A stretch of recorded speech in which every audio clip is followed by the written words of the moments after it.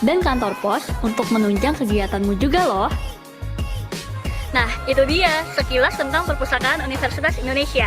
Jangan lupa ya untuk follow Instagram dan Twitter kita di @ui_library. Semoga bermanfaat.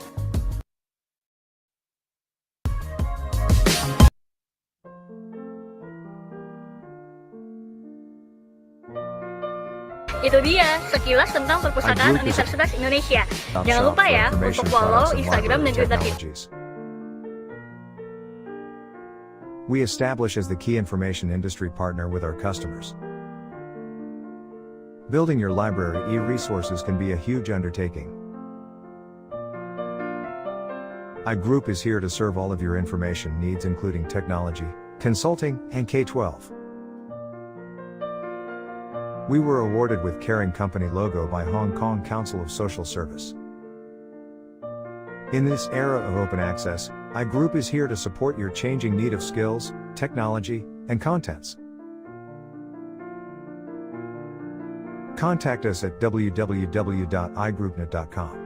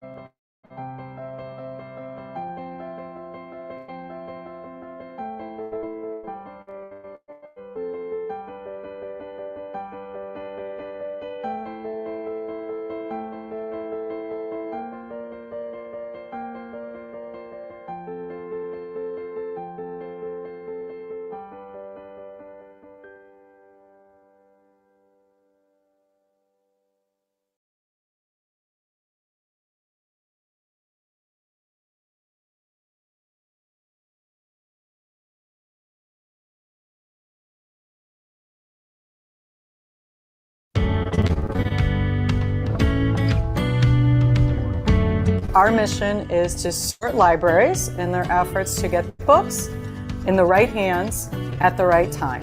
We understand this is a very complex process, and we're here to support you end to end, regardless of your unique needs or your unique collection strategies. We partner with librarians to help build collections on established workflows, enhance those collections, make them more efficient. We truly are librarians for librarians. In fact, many of our team members are librarians themselves.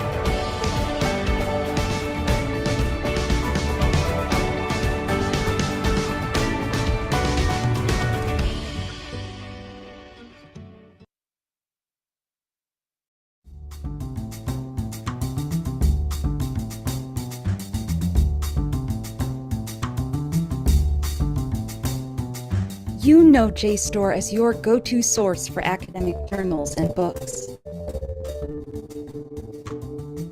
Now, JSTOR also brings you an ever-growing variety of photographs, artworks, newspapers, manuscripts, and other materials from libraries, museums, and the world. Begin exploring at JSTOR.org. On our platform, every research starts with a search bar. For this demonstration, let's have a look at the food delivery market by typing in food delivery. As you can see, links to lots of relevant statistics are displayed. Let's take as an example food delivery service usages frequency in Germany between 2018 and 2021. Every statistic is understandable at a glance and easy to include in your working process, as you can download them in different formats with one click. But it doesn't stop there. Let's take a closer look at the whole market and gain some market insight. Now you know how Statista helps to make fact-based decisions, because we love to empower people by data. Goodbye. Libris's interlibrary loan solution. Well, a lot has happened. First, we've celebrated over 500 RapidILL community members. Yay! The growth was not just in number of members, but in geographics, and we now have RapidILL members all over the world. You know, when collaborating through interlibrary loan, when the community grows, the collection coverage grows, and it is now more comprehensive than ever before, which means an even better fill rate. Yay again! And the geographical expansion means that the 24/7 coverage is better too. You know, when it's morning here, it's evening there. So librarians are practically sharing resources all day long, really, worldwide. Triple yay! RapidILL. Take your interlibrary loans to the next level. FE Technologies is working with libraries across the world to give them cutting-edge technology that improves the library experience for both employees and patrons. If you're thinking about library RFID, you'll find FE Technologies' suite of solutions and offerings is hard to beat for a number of reasons. First, we offer a seamless solution. Our RFID products all work together to enhance the user experience, improve staff productivity, increase circulation rates, and provide unmatched security. Unlike other RFID solutions that are often piecemealed together and don't speak to one another, FE Technologies offers an end-to-end solution that manages every aspect of your library in one place. Second, we are more than a solution provider. We're a partner in your success. Our customer project team is responsive, engaged, and interested in setting up the best system in your library. Other companies will sell you some software and disappear. FE Technology is there every step of the way to ensure you're getting the most out of our systems. If you're looking to upgrade your library, contact us today for a free consultation.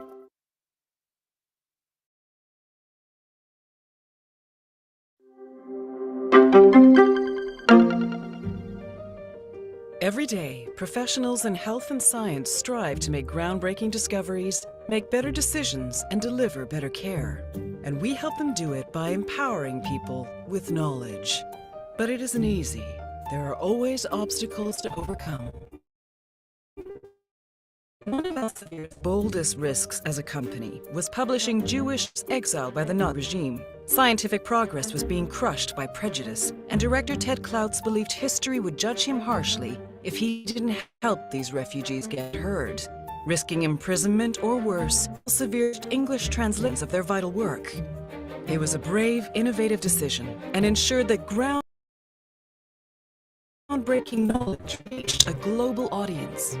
Today, we make brave decisions. That's why we pioneer cutting-edge technology to support the international science and medical community. The volume of research has grown exponentially since the 50s, and we have continuously improved the management of information and data. We were the world's first publisher to create and house a database, explored inventive new ways to deliver journals to scientists electronically, and before people had even heard of the World Wide Web, we created a revolutionary pilot to send articles via online connections. Each advancement was a bold step towards the launch of our first commercially available online platform. We are a global information and analytics company, #1 in global science, technology, and health publishing, working with almost every top US health system, as well as leading systems around the world. We are digital and lead the way in big data and information analytics expertise. In everything we do, we'll never stop striving to help expand the boundaries of understanding for the benefit of humanity.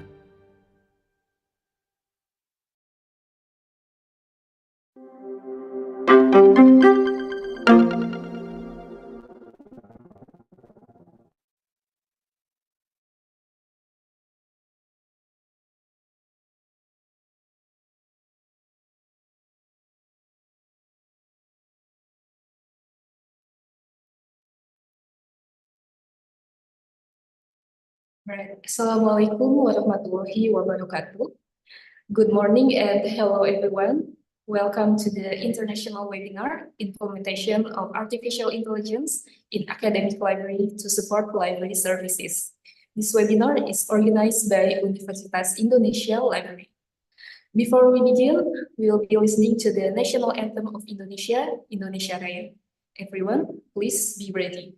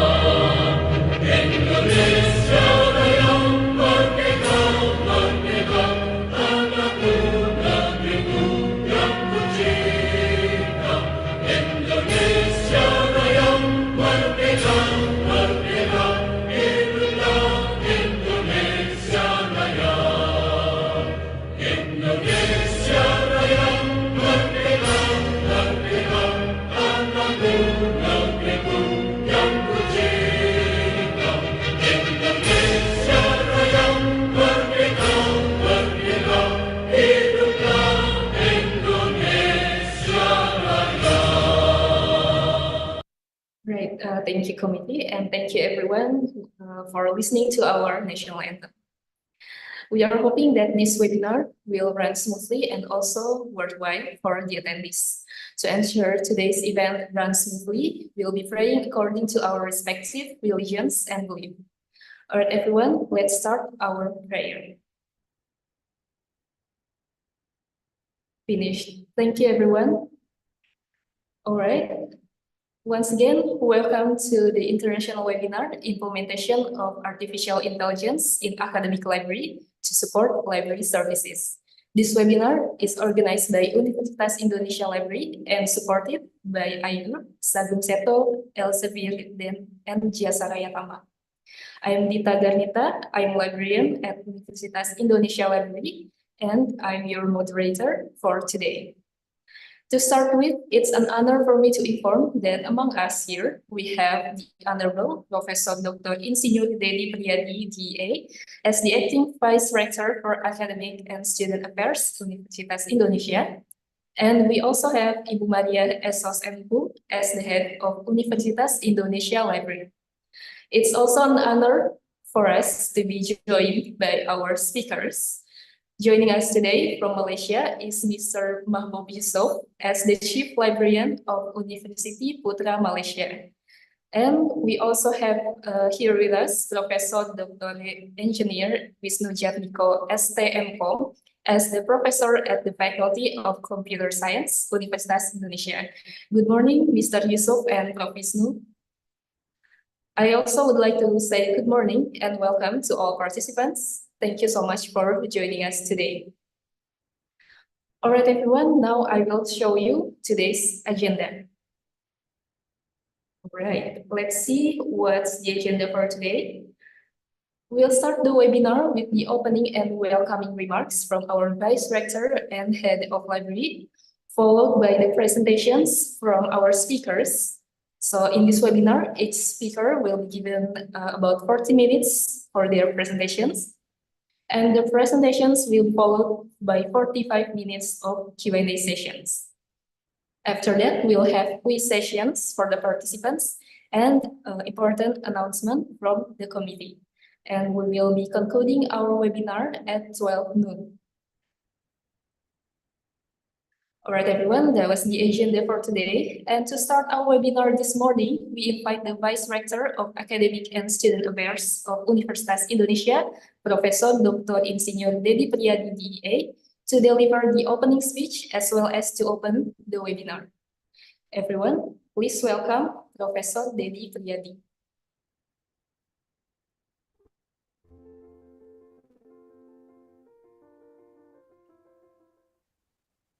Assalamualaikum warahmatullahi wabarakatuh. Good morning, ladies and gentlemen. Distinguished speakers, Professor Dr. Eng Wisnu Jatmiko, STMCom, lecturer from Faculty of Computer Science, University of Indonesia, Mr. Mahbub Yusuf, Chief Librarian, University Putra Malaysia, and moderator of today's webinar, Mrs. Dita Garnita SKM, Librarian of Universitas Indonesia.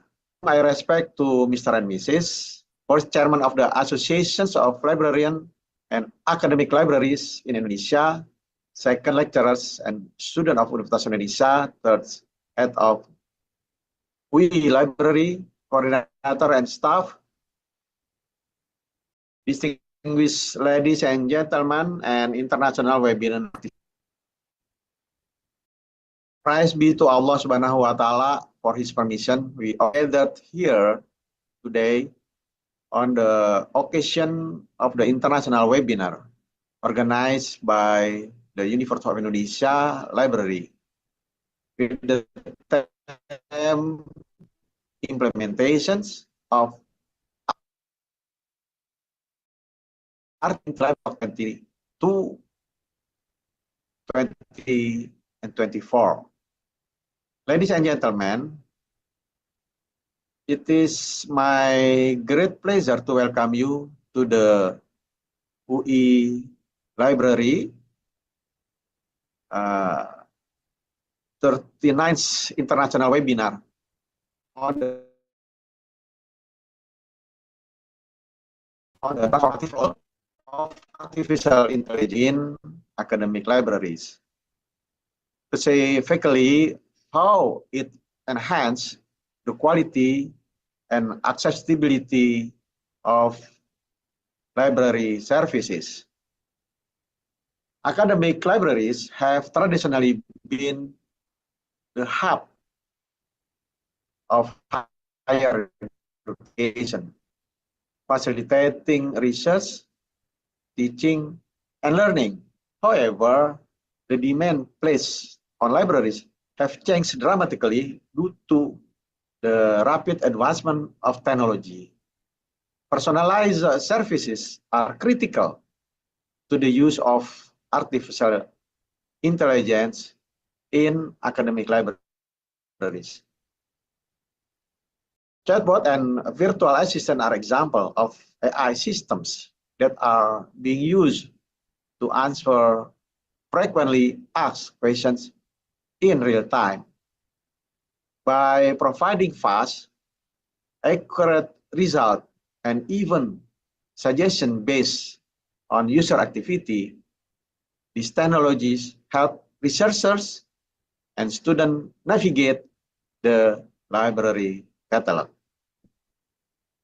Ladies and gentlemen, information retrieval has improved significantly thanks to the AI-powered search engine. The systems use natural language processing, NLP, to understand the context of queries, going beyond simple keyword searches. This means that user can find relevant material more quickly, even if they are unsure of what they are looking for. AI improved the discovery process, making it easier to find materials in large collections that are buried or ignored. AI also transforming collection management. Libraries can better predict trends and allocate resources by using machine learning algorithms to examine usage data and circulation pattern. As a result, libraries can build collection that better reflect the need of their academic communities and ensure that relevant resources are accessible when they are needed most. In summary, integrating AI increase access to information and ensure that libraries remain dynamic, not just about automating services.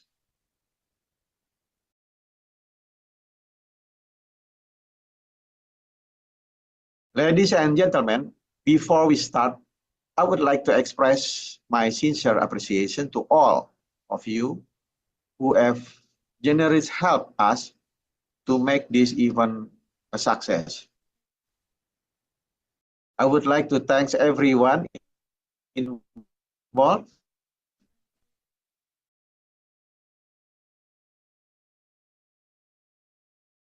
especially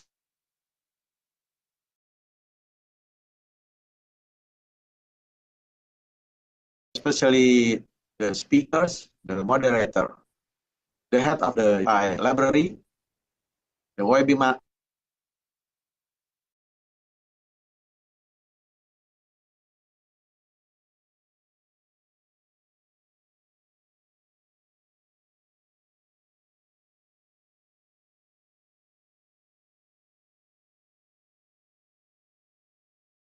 will be profitable and the next few hours will be enjoyable and fruitful for every one of you.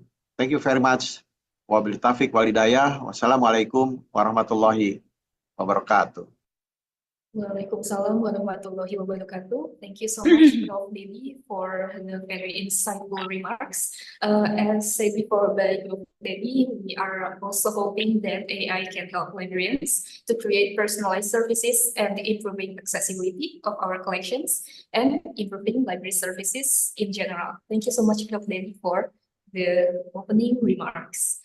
All right, everyone, as the organizer of this event, our head of library, Ibu Maria Esos MU, will be delivering the brief introduction of the webinar. Everyone, please welcome Ibu Maria. Okay, thank you, Ms. Dita. Bismillahirrahmanirrahim. Assalamualaikum warahmatullahi wabarakatuh. Good morning, ladies and gentlemen. Welcome to the international webinar organized by the University of Indonesia Library. Ms. Dita, are you hear my voice clearly? Yes, I can hear it very clearly. Thank you. Okay, thank you. Our respected Professor Dr. Insinyur Dedi Priadi DEAE, Vice Rector for Academic and Student Affairs, Untas Indonesia, and our distinguished speaker, Professor Dr. Eng Wisnu Jatmiko STMkom, Lecturer Faculty of Computer Science, Universitas Indonesia. Apa kabar, Prof? Terima kasih telah berkenan menjadi narasumber kami. And a second speaker, okay, terima kasih Prof. And second speaker, Mr. Mahbub Yusof, Chief Librarian, University Putra Malaysia. How are you today, Pak Mahbub? We hope you are healthy. Thank you. And what we are proud. Okay, thank you, Pak Mahbub. Okay, and what we are proud of the webinar moderator, Ms. Dita Garnita, SKM MHUM, librarian of Universitas Indonesia, and as well as our beloved national webinar participant. Praise and gratitude to Allah Subhanahu wa Ta'ala for the blessing He has bestowed, so that today, just day 22 October 2024, we can get to take part in the international webinar organized by the UI Library with the theme Implementation of Artificial Intelligence in Academic Library to Support Library Services. Ladies and gentlemen, AI benefit university libraries in a number of ways, improving user experience and operational effectiveness. Automating repetitive processes like scheduling, inventory control, and cataloging frees up employee time for more user-focused and strategic projects. Wait time can be decreased and the user experience improve using automated system that handle reservation, refund, and checkout more effectively. AI might then use user data to guide the creation of collection, assisting libraries in selecting which material to add or remove to keep collection valuable and current. University libraries can better serve their academic communities and adjust to the changing nature of information access and learning by utilizing this benefit. Ladies and gentlemen, this webinar is a great opportunity for all of us to gain in-depth insight into artificial intelligence in libraries.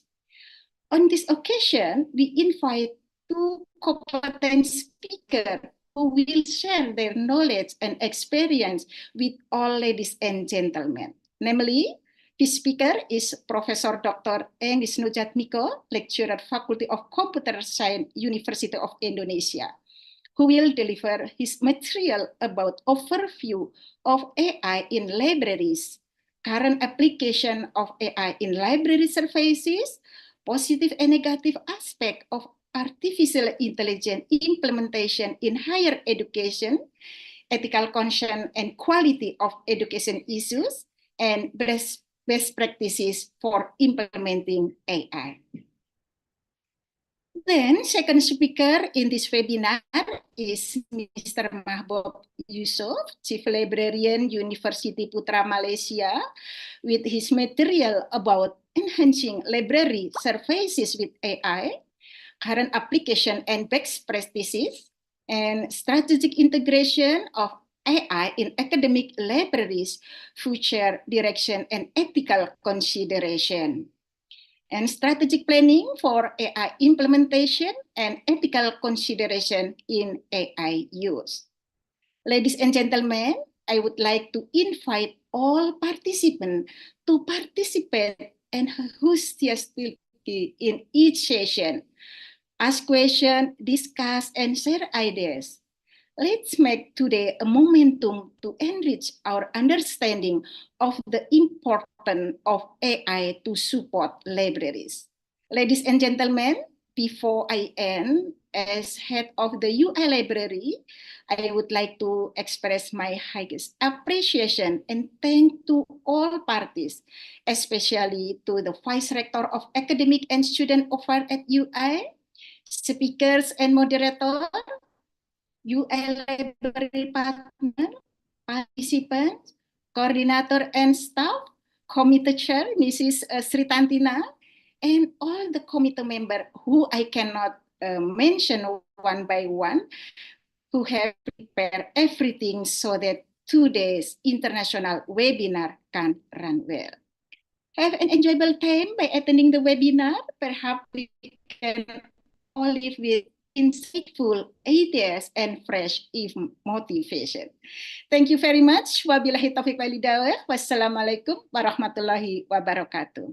Thank you.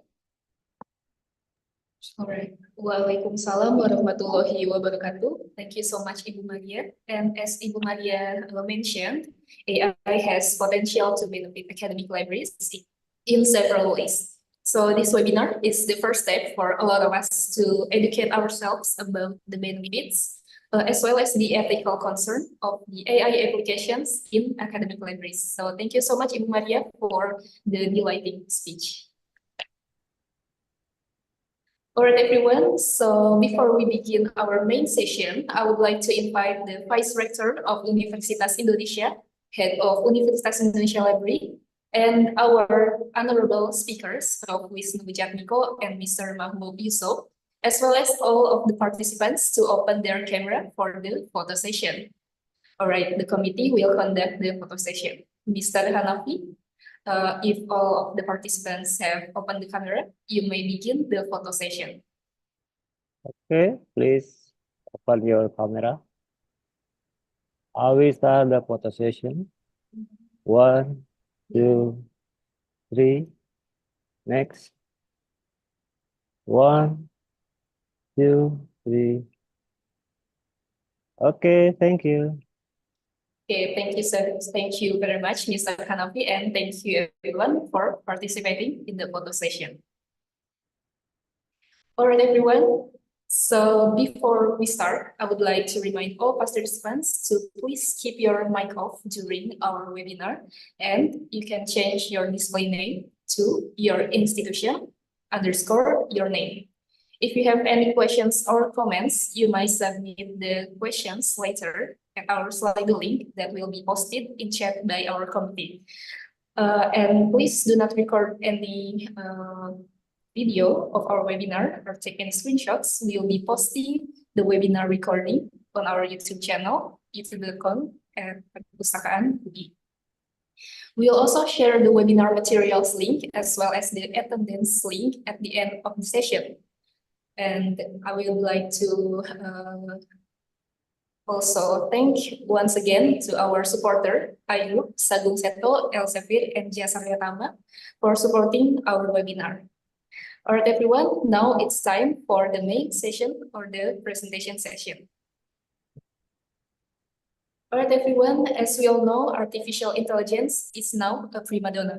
Lots of tech companies and also academic publishing companies are adding AI features or developing AI features on their platform to improve the user's experience.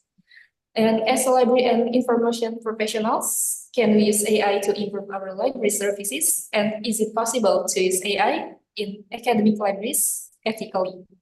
So to answer these questions, today we'll be listening to two experts from the computer science and library and information science field. So the first one to speak is Professor Wisnu Jatmiko. Now I will be reading the CV of Prof. Wisnu.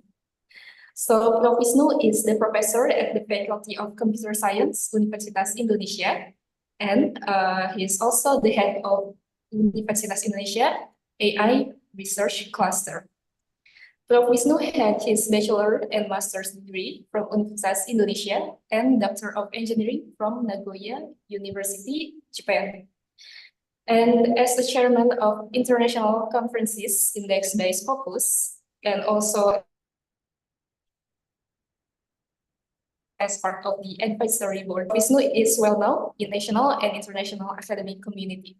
Prof. Wisnu has also won several awards, both nationally and internationally. And as a researcher, Prof. Wisnu has hundreds of Scopus Index publications, and Prof. Wisnu has also done some community engagement program related to big data analytics, information systems, robotics, and of course, artificial intelligence. At this moment, Professor Wisnu also serves as the advisory board of Tokopedia, Artificial Intelligence Center of Excellence in Faculty of Computer Science, Universitas Indonesia. All right, And we also have our next speaker. So after Prof. Wisnu give his presentation, next session we'll have Mr. Mahbub Yusuf as the Chief Librarian of University Putra Malaysia.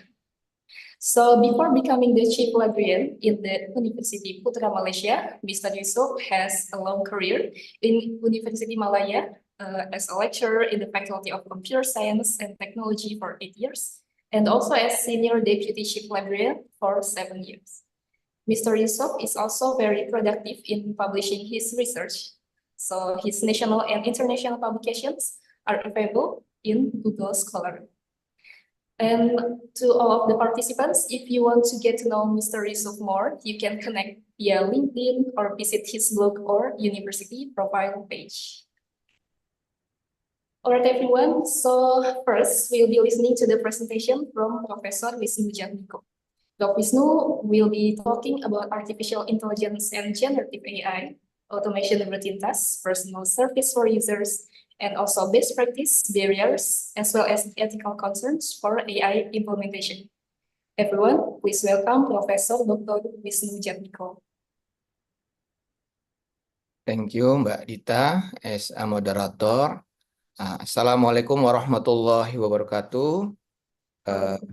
Good morning, everyone, especially honorary Prof. Dr. Insinyur Dedi Priyadi, as a Vice Rector for Academic and Student Affairs, Universitas Indonesia, and also honorary Ibu Maria, as SOS MHUM, as a Head of Library, Universitas Indonesia, and also the other speaker, Mr. Mahbub Yusuf, and everyone. So we will discuss step by step about the AI as supporting, or maybe not a supporting, maybe because maybe will become a main issue, because we call this is a new paradigm. So that maybe everyone must know about the AI. Okay, the title of my presentation is Implementation of Artificial Intelligence in Academic Library to Support Library Services. So I think the background of the audience is the librarian science. So maybe I will overview what is the AI, so that maybe we can jump step by step about maybe the implementation AI in library, for example, for the services and another. So this is my outline presentation. First, about the AI and generative AI. And second one about the implementation, for example, automation routine tasks. And the other one about the personalized services for user. But I think this is already available either in UI or another university. So because Ibu Maria invite me to to elaborate in libraries, so I already also explore another library in maybe another country who maybe already implement some feature of AI. Even AI is still on progress, so maybe the direction or the paradigm, the new paradigm, is still maybe open issue. And then maybe about the best practice, the barrier, and also the ethical concern in AI implementation. I will also elaborate not only in library about the AI in higher education barrier and something like that, because library, the main purpose of the library to services maybe the academic staff, maybe to doing some maybe activity, learning process and research process and something like that. Okay, what is the AI? Artificial intelligence. So even some scholar maybe explain as 2 or 10 or 20 years ago is quite changing, because even the definition of AI is depend on the progress of the technology. So, for example, in the 1974, for example, Prof. Nielsen said that machine that think and perceive. I think it's very simple one. And then, for example, the Kurzweil in 1990, they said that the art of creating machine that perform function that require intelligence when performed by people. And yes, every influence technology, the most influencing technology is related with the AI. So, for example, even we already use Facebook and Netflix, Instagram, Uber, Apple Touch, and also some 3D metal printing, and AI in everywhere, including in library science and library services. So, because we call maybe this is the industry revolution fit, because it will be influenced in many aspects. Okay, so what is the intelligence? What is the intelligence? So the intelligence is a human intelligence or ideal intelligence. Sometimes we call the rationality. So maybe the basic theory we call the Turing test. What the meaning of the Turing test? For example, this is the human questionnaire. They give some question to the human respondent and the computer respondent in separate places. So the human questionnaire gives maybe some question, and in certain level, the human questionnaire cannot difference between the answer from the computer or from the human. The meaning is the computer is already have some a level of intelligence of the human. So this is very famous. Maybe if there's some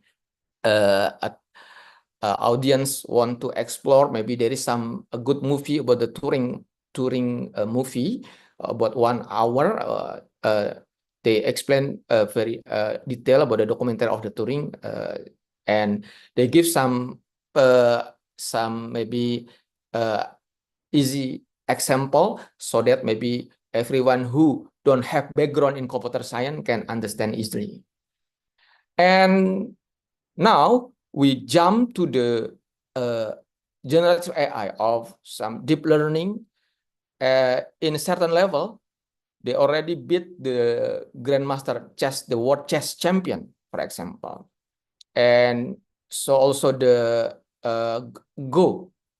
So the meaning is they can maybe think like a human, maybe as we know, the people who can reach the level in grandmaster, for example, in the chess player, they have a good intelligent system. So if maybe the system or the AI can beat the world chess, the meaning is they already have a super intelligent in certain level. Okay, this is the meaning of AI. And then so we can implement AI in many facets, about the very technical, about some application, and in our discussion today about the domain knowledge and implementation.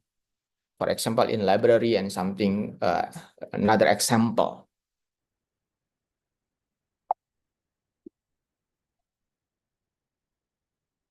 And even maybe the AI is already influenced in many aspects. Now, maybe because there is a new paradigm, so it become booming.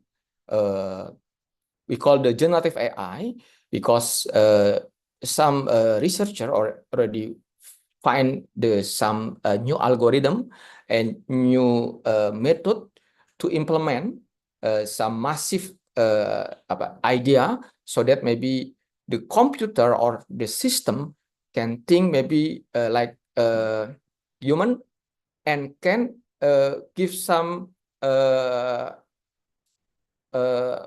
learning or some analysis. We call model that can create new content. This is the generative AI. So, and it can be create not only text, but also, for example, video, images, and other type of data. So we can imagine how powerful the AI when we can implement in our system. But even there is some pro, usually also maybe I will maybe explore about the dark side of the negative impact, maybe relate with the ethic. But in the first part of my presentation, I will explore about maybe the benefit of the AI. And this is the timeline of generative AI history related with the open AI. So maybe just the technical term, what the meaning of the GPT? GPT is the meaning is generative pre-trained transformer. So the meaning is they can like as we call it, generative AI with some pre-trained model, use some transformer algorithm, so that maybe yes, like ChatGPT now, they can give some translation, like summarization, and to retrieve. And Prof. Dedi mentioned, or also Bu Maria mentioned about the information retrieval. But with the generative AI, is not only information, but sometimes we can retrieve about multimedia, something like that. So become multimodal. The meaning is maybe we can zoom very detailed, and maybe when we can apply in maybe in library science, so we can imagine how the powerful and maybe the visitor in library can maybe can get the high benefit, for example, in when we want to implement AI. This is just for example, the generative AI. I give some prompt. For example, give me a picture that illustrate the comfortable condition the library. So the output is, I think, like Universitas Indonesia Library, ya, Ibu Maria. The meaning is Universitas Library maybe in certain level, maybe we can call the comfortable condition for the library. Yeah, typical. So this is the created by generative AI, for example. And also, not only image, I can also generate the video from text, video, and from the speech to video, and vice versa. So you can imagine maybe you can search maybe from the text, from the video, when you, for example, when you want to find the information about the book and something like that. So it's already available. Maybe, yes, I work from the different AI studios, and for example, the Amazon is already implement this system. So maybe the audience who maybe interest to explore, maybe you can maybe visit the Amazon or the different AI studios. This is just a speed and video generation, text, image, speech, and video, and vice versa.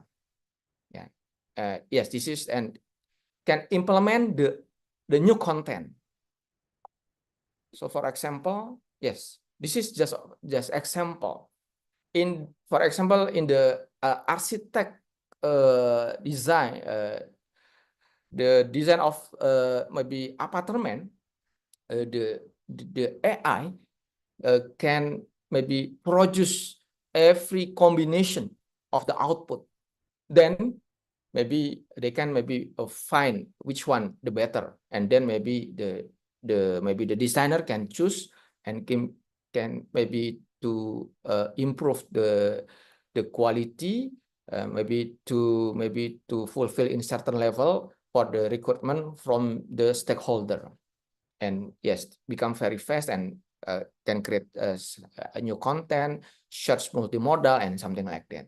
Yeah, this is the powerful of AI. And maybe I want maybe after discuss about the maybe the common view, maybe the overview of the AI, then maybe I will jump to the example of implementation in library.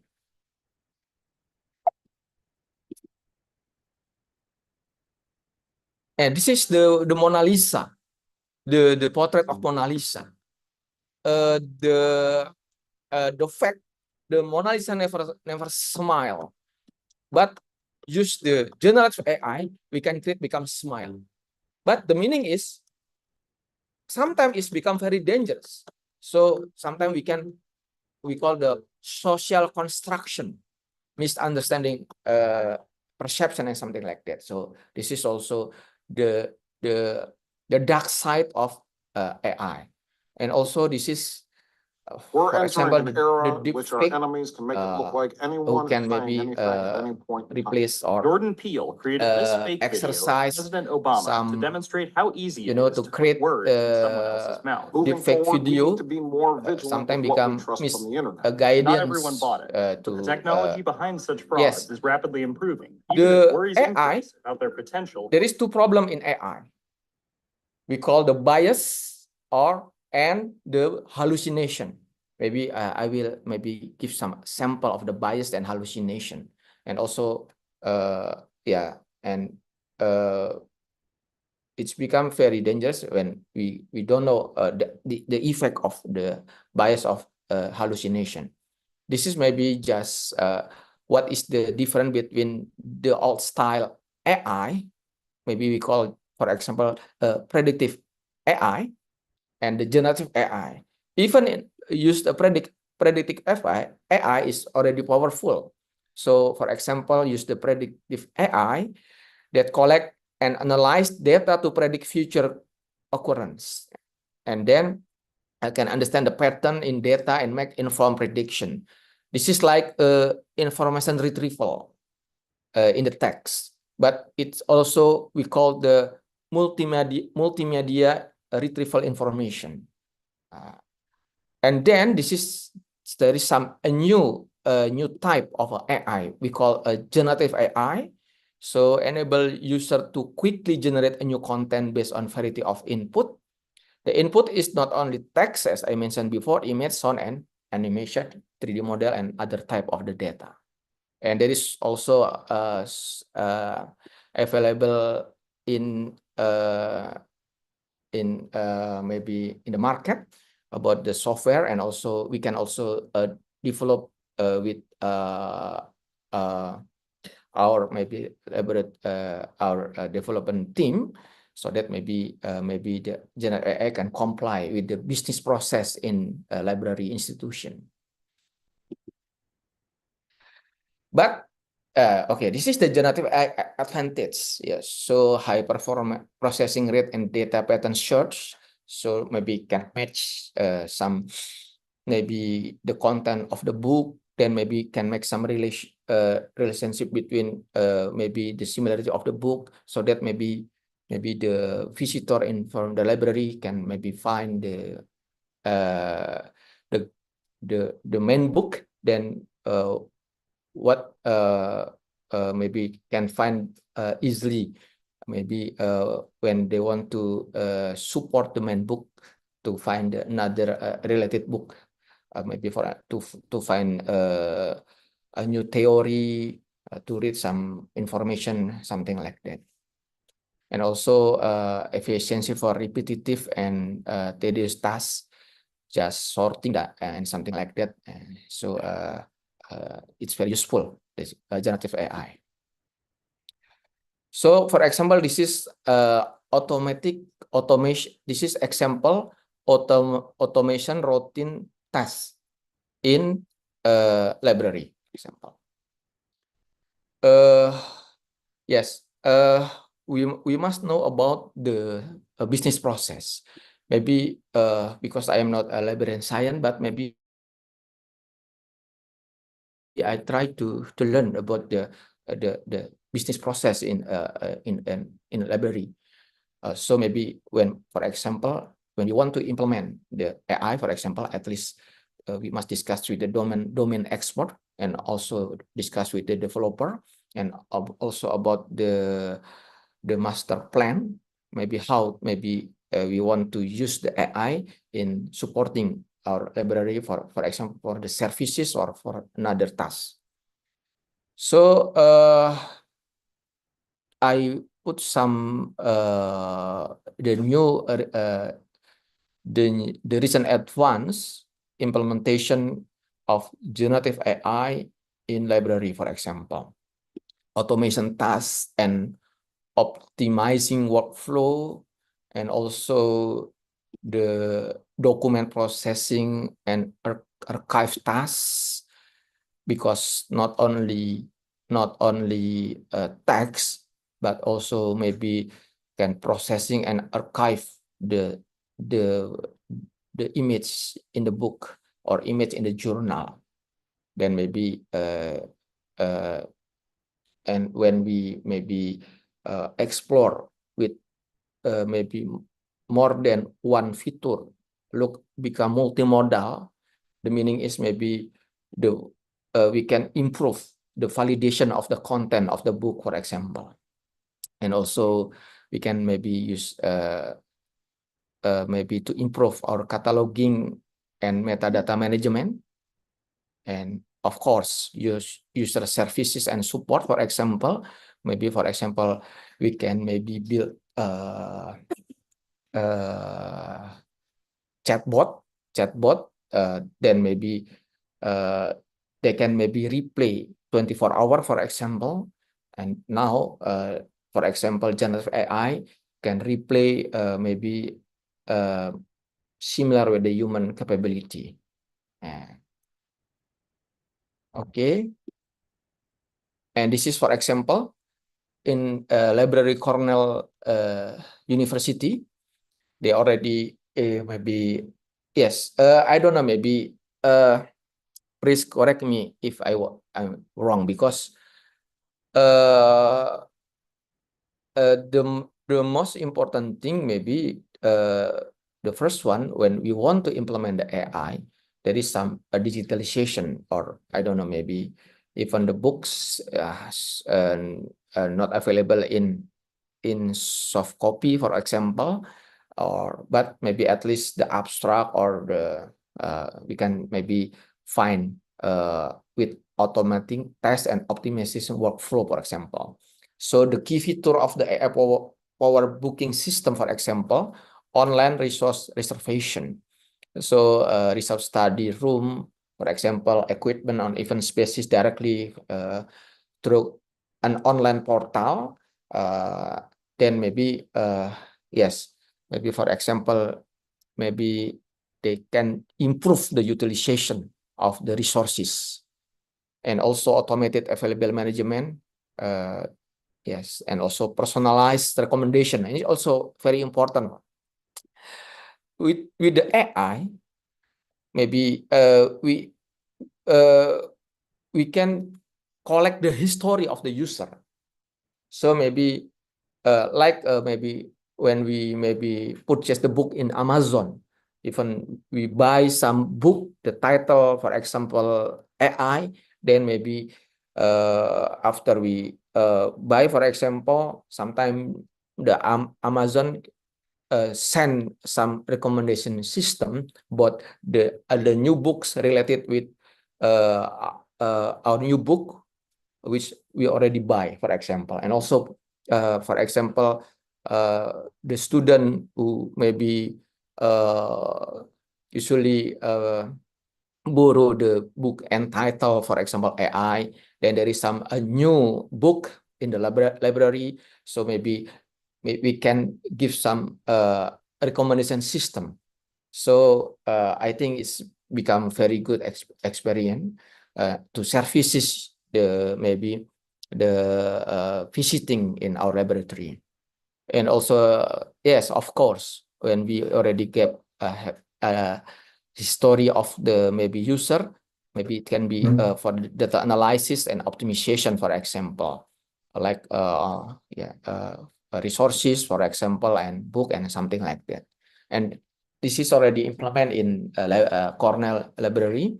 Maybe if the maybe the audience who maybe interest to explore more detail, we can visit in library Cornell University Library.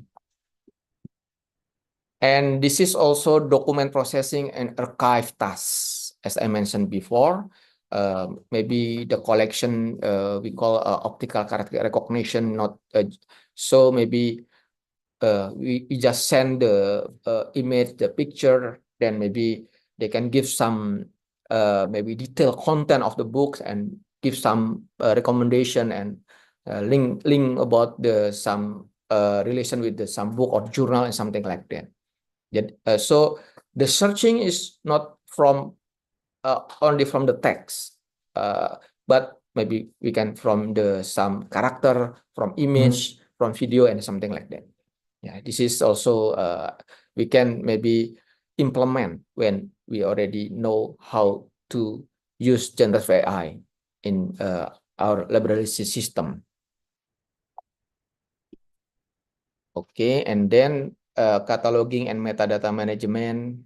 For example, in Finland, use a tool called Pinto AI to automatically enrich metadata. So, for example, the AI system compare a new material with existing databases to suggest subject heading and classification. It helps to organizing vast quantity of digital content, something like that. So maybe we can manage the maybe cluster the books, cluster the journal, and maybe we can to manage the position and something like that, very easy. And maybe we can retrieve the information also from automatically. And also this is chatbot also. Chatbot, I think UI is already, I don't know. I'm sorry, I didn't explore the UI, or I think UI maybe will implement the chatbot with the generative AI, so that maybe maybe the stakeholder or the user can maybe request 24-hour, but the answer is similar with the intelligence of human. Sometimes the old style of the chatbot, because there is no generative AI, there is no pre-learning system, maybe the answer is quite maybe not just like a lookup table. There is no alternative. If there if something a new question, for example, maybe the chatbot just maybe answer from the list of data set.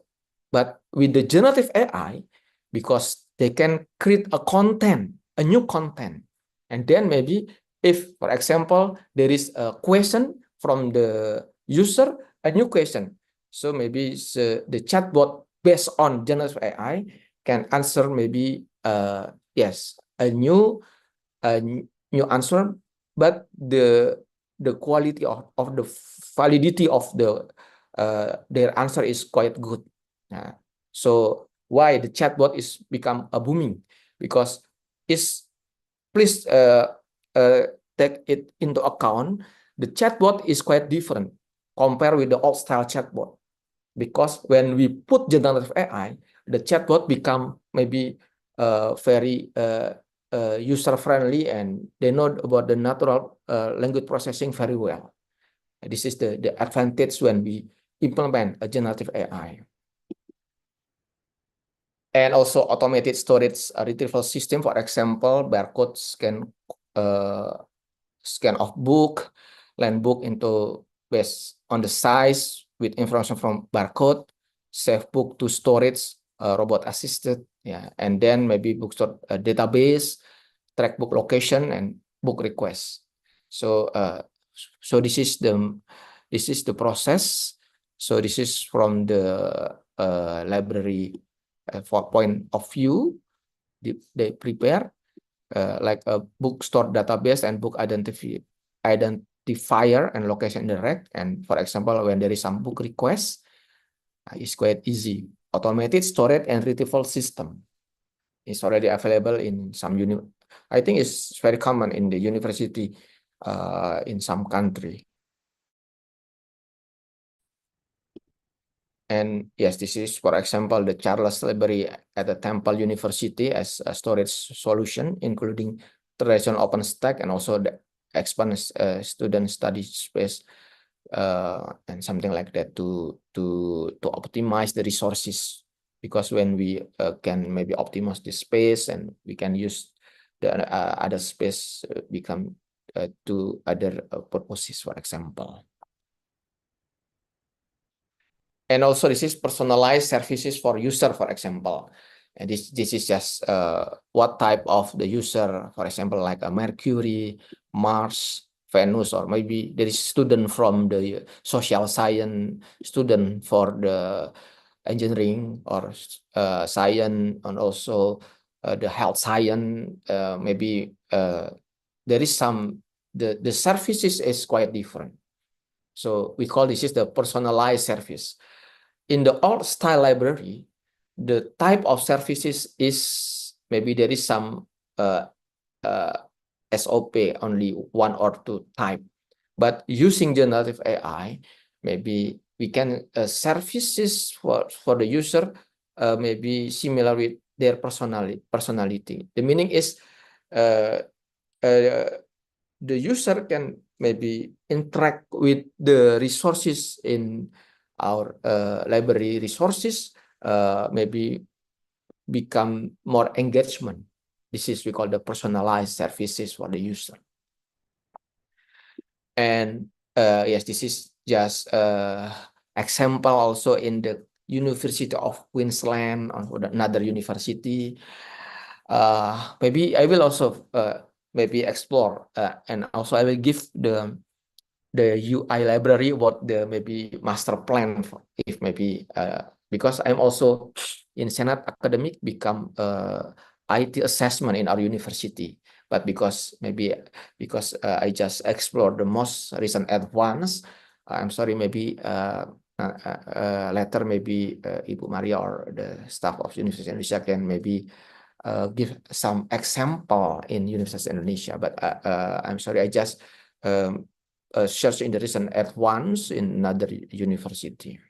But maybe you can imagine, maybe it can be improved the services to the user or the stakeholder when we, maybe they come to our university. Not only text, but maybe we can also, for example, this is my topic, mobile robotic. I can send the photo, then the chatbot can maybe identify the title, maybe the author and the related book and something like that. And maybe, for example, when the user send, can I borrow this book and I send the mobile robot image, then the chatbot also can replay.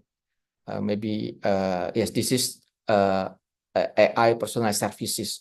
Not only the image, but also the voice. Yes, voice. So, for example, we use voice application. For example, can I borrow blah blah blah blah blah, and so the chatbot also can reply with the personalized services for the user. And this is also the chatbot design, for example, the USC library, but I think it's still also in progress. So even maybe and if we want to implement AI or the most recent advance is generative AI, I think it's step by step, and yes, depend with our vision and mission of our university, for example. So yes, maybe I don't know, maybe for example the university in US, I think the university US they maybe they want to expand like the online learning, something like that. So maybe their library already full support become AI and generative AI. Maybe compare with another country, for example, either in European country and another country, the most advanced in USA because the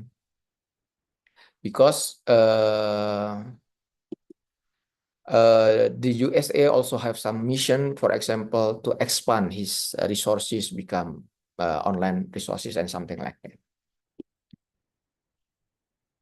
Okay, yeah, this is search that submitted search and something like that, and also the translation. But I don't know about the translation. Maybe we can discuss with the publisher because there is some ethical issue when we translate the book. But using generative AI, we can translate in multiple languages. Yes, it's very, we just put the PDF books, then we can even translate become for example, Indonesia to English and vice versa, to Japanese, to Arabic, to Greek and something like that. I think it's quite useful, and I don't know, maybe, but the problem is, yes, like a publisher, there is some copyright issue, but I think this is also the good alternative when we use generative AI, because they have some powerful capability to translate the content. Okay, but yes, this is the ethical issue or the barrier of implementation. Even I already explored maybe the advantage of implementing the AI or the generative AI, and can improve the services, for example, and can improve the productivity and so many aspects. But there is some issue because there is some a lack of AI. We call a bias and hallucination. The meaning is the answer or from the AI. Yes, at least we must verify, or there is some checking every time to know the level of correctness of the answering from the AI, because there is, when the system is quite complicated, maybe the bias, maybe the possibility got the bias problem and the hallucination problem is become high.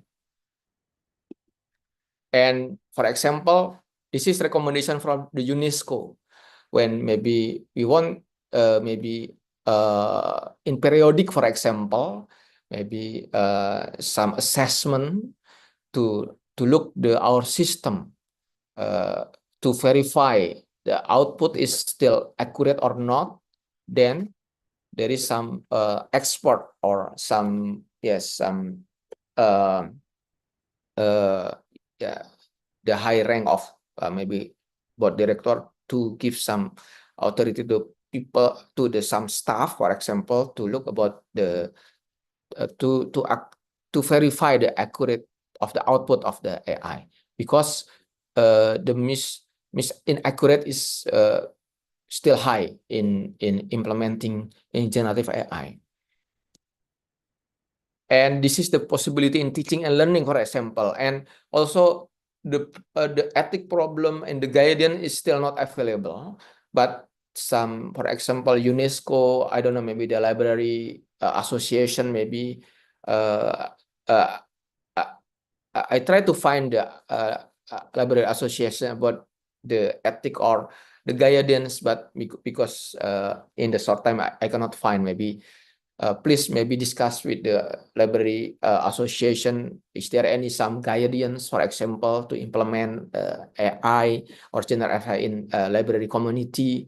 And for the teaching and learning, for example, our reference is the UNESCO, and then maybe the UNESCO said that at least, for example, they can use for the teaching, learning, for the possibility engines, Socrates opponent, and for example, to generative alternative way of expressing an idea and something like that. And also the for the research, that can also maybe for the research design, data collection, data analysis, and writing up. And yes, this is the possibility. Okay, Mbak Dita, I still have how many minutes? 10 minutes or 5 minutes? Yes, you can have 10 more minutes, Professor. Thank you. And 10 minutes. Yes. Okay. Because now I will to explore about the barrier when we want to implement the AI. But maybe even the most audience is the background is the librarian, but at least maybe I just want to share about the back end or the process, maybe how to implement or what is the tool behind to implement the generative AI in our library, for example, and what is the barrier, what's the ethical issue, and maybe, yes, what is the challenging when we want to implement the generative AI or AI, and or maybe we can learn from maybe the second speaker, Mr. Mahbub. Maybe they already have some perspective about how to implement in maybe generative AI in library science. Yes, this is the AI behind the services, for example. So I don't know, maybe I am maybe because I'm a computer science or developer, is maybe I'm quite familiar with those of this software. But I think maybe at least the audience maybe can maybe know at least there is some 4 or 5 maybe main issue when we want to implement generative AI in our library, for example. Yes, there is, we call the LLM, large language model. So it's already so many model like GPT-4, Llama, and Google Gemini, and something like that. So we can implement, even we can request with the cloud AI as a service, for example. Maybe the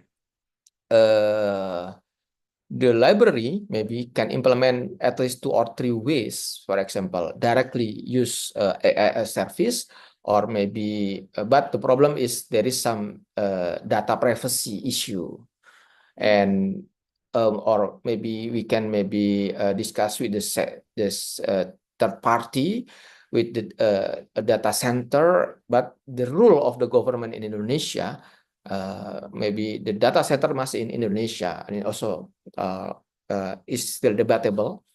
And the third one about we can maybe implement a local, but in term of the implementation, there is no problem. But the problem is about the regulation and about the comply about the business process in our system. This is the AI behind the services, for example. And some image recognition, voice recognition, OCR, optical character recognition, I think is the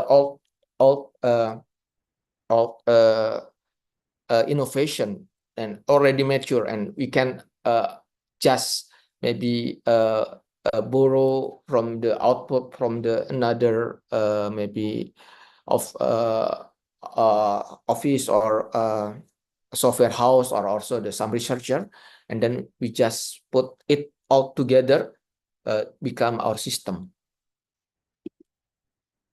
And but the problem is when we want to implement The first issue is the large-scale data. The meaning is our books or our resources at least maybe become a digital.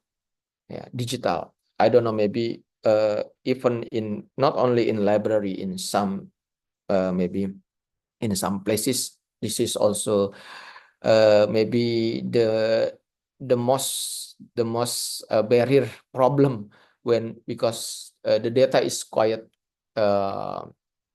scratch and not maybe still a process to become digital transformation is something like that. And that may be about the bias. So sometimes maybe if the bias can be maybe come from the wrong implementation of the AI, or maybe also from prompting from the user. But please take it into account. The bias is, we cannot eliminate the bias when we implement the algorithm, because the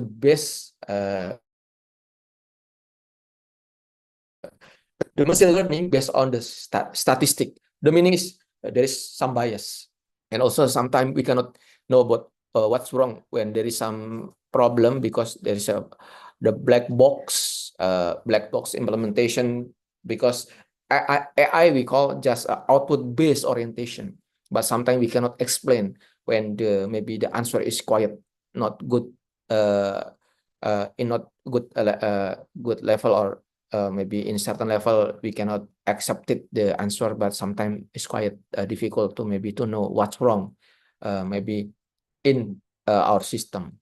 And also there is some legal and ethical consideration. For example, as I mentioned before, for the translation, for example, we must have some discussion with publisher. Maybe when we want to put their book, for example, to become maybe to translate in our library system, maybe yes, there is also some issue. And also maybe when we want to put some proprietary journal or proprietary textbook, I don't know. I think it's quite debatable, because OpenAI has some shoe from the big publisher about the legal and ethical issue when they implement the AI system. And also data privacy, security, and please remember in Indonesia there is some regulation in Bahasa Perlindungan Data Pribadi. So it will be implemented in this October to 2024, this year. And also, of course, the cost and financial barrier sometimes even is quite high investation, but maybe the impact is not quite high. Sometimes maybe the user comply, or maybe the board of director or director complain why we already invest some sophisticated hardware, but maybe the services is maybe when we compare the acceptable of the user to assess the quality of services, still yes, is similar, something like that. And also the digital infrastructure, for example, in Indonesia, I don't know, it's quite problematic, because we need some infrastructure, internet infrastructure, and something like that, and also the human resources and expertise. So yes, maybe step by step we want to implement, and please maybe put this problem, then maybe if we want to implement step by step, I think it can we can implement the AI and become maybe referral library in Indonesia, even maybe in level international level. Yes, also there is some challenging ethical implication about the academic integrity yes, about the plagiarism, for example, because we can compare and we can maybe make some report, just collect the data, and we can create some SI very easy, something like that. So it's quite, we must make we must make propose the regulation as soon as possible. And for example, in our university, I'm become we call ketua pansus, in bahasa ketua panitia khusus how to implement generative AI in education, and it's already maybe we will give some regulation how to use in learning process. But I think also maybe for the librarian community, please think about how to regulate when we want to implement the generative AI. Also, I already mentioned privacy concern, bias, and accessibility, because about the problem of the infrastructure and something like that. And this is the best practice for implementing of AI. First, please identify the use case, for example. Then maybe we must know about, we must assess our infrastructure data management in our university or our library. Then maybe what is the purpose, what the vision and mission, and please also put the ethical consideration. So when we want to implement the AI or general AI in our system, maybe please think about the use case, infrastructure of data management, and ethical consideration. And also this is just yes, already available AI platform, library, and a tool. For example, some company also already create library as a service, like a learning management system for the learning process with AI. And yes, I'm 2 weeks ago I joined an international conference discussed with about the AI in higher education, especially for the learning process. So maybe it's already maybe so many industry, so many researchers is already maybe a focus to make some AI platform for a library from the learning process, something like that. And yes, when we implement the AI, providing the exceptional user experience and ensuring for all user. But the problem is, yes, we need staff training, because before I deliver the lecture, I looked the YouTube from the library channel about the 20 video. Yes, this is also the problem, because this is also the barrier when we want to implement. At least maybe there is some special treatment with the staff to maybe in certain level they must know about the maybe the business process of maybe digital business process in library system, and also please continues the improvement. Okay, that's all from me. Maybe we can continue during the discussion. So I return back to Mbak Dita as moderator. Thank you. Assalamualaikum warahmatullahi wabarakatuh. Waalaikumsalam warahmatullahi wabarakatuh. Thank you so much, Prof. Wisnu. That was a very educational presentation for all of us librarians. So Prof. Wisnu has explained about the types of AI, as well as the advantage and problems of AI, and some of the AI implementation explained by Prof. Wisnu are to automate tasks, improving accessibility through character recognition for foreign and traditional text, cataloging and metadata management, personalized user services and chatbot, and translations. However, if we want to use or apply AI, we also have to notice the ethical issues such as copyright, and there are also other problems such as bias and hallucination problems of AI. There are also other problems such as ethical, legal, digital infrastructure, financial, and human resources problem. So if we want to apply AI, libraries and librarians associations have to create the regulations or guidelines of AI usage. And we can refer to UNESCO regulations or guidelines and the new regulation of private data protection in Indonesia. That was very educational. Thank you so much, Dr. Wisnu. And we'll continue our discussion in the Q&A later. But before that, we have our next speaker, Mr. Mahbub Yusuf. In the previous presentation by Dr. Wisnu, he asked about the application of artificial intelligence in libraries. And to answer that question, we have Mr. Mahbub Yusuf from Malaysia. All right, as the Chief Librarian of Universitas Putra Malaysia, Mr. Yusuf will be talking about the AI application in Malaysia, the AI-powered innovation and strategies, as well as the technical and ethical challenges. All right, everyone, please welcome Mr. Mahbub Yusuf.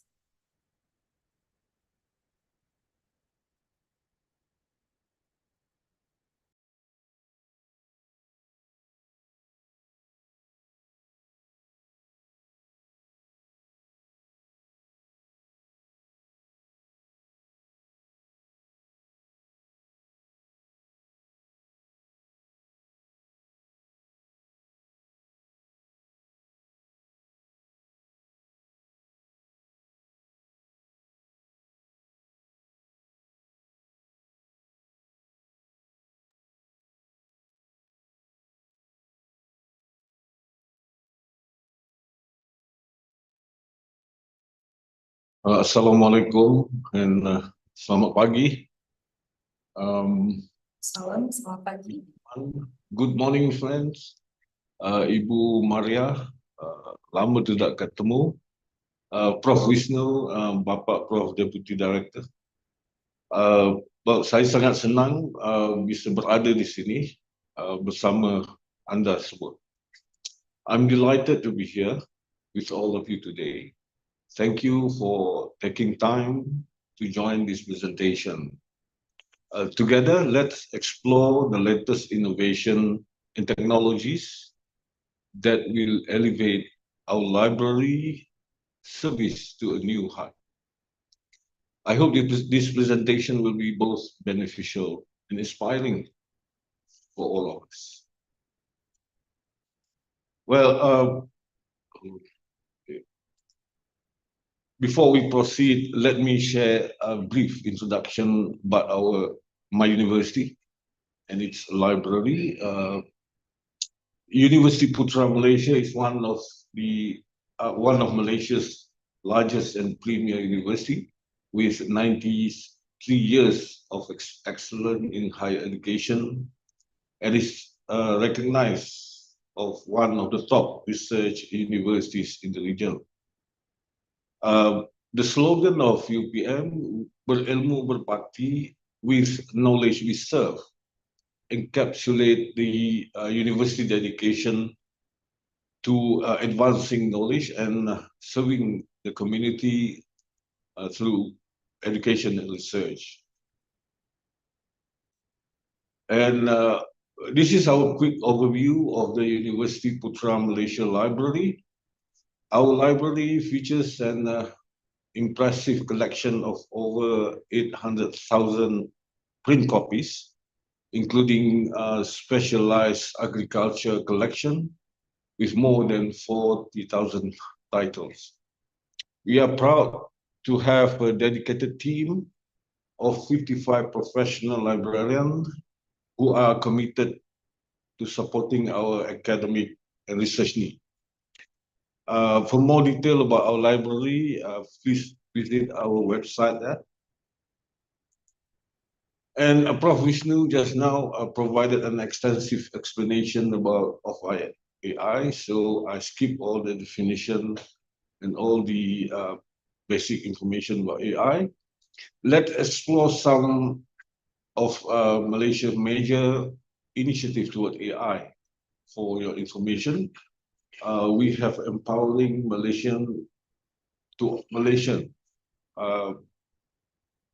AI untuk rakyat since launched this year, a self learning online program designed to make basic awareness and understanding of AI accessible to all Malaysians. This is for empowering Malaysians to get ready for the AI development. And in the 2025 national budget, our Prime Minister announced substantial allocation for the development of AI technology. My university, which is the Putra Malaysia, AI in quantum computing, our friend University of Malaya, AI in the medical field, and from University Kebangsaan, AI for language translation, for elevate the Malay language as a language of knowledge. And our friend in the north, University Science Malaysia, will focus on AI in semiconductors, in line with the Malaysia status as a global semiconductor hub. This initiative highlights Malaysia's focus on AI technology development by 2025. And something to think about, even though we plan and according to IBM Commission study published in computerweekly.com, ASEAN organizations are engaging with AI. Only 4% have reached the transformative level of AI maturity.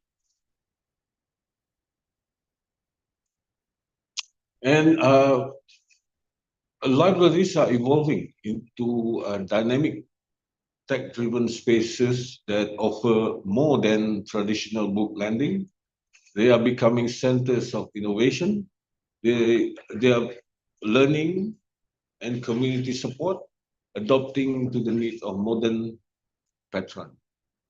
It is exciting for library goers everywhere. Libraries stand at the forefront of innovation, serving a vital hub for knowledge dissemination, with digital humanities and data collection, research collection, learning analytics, as well as community development.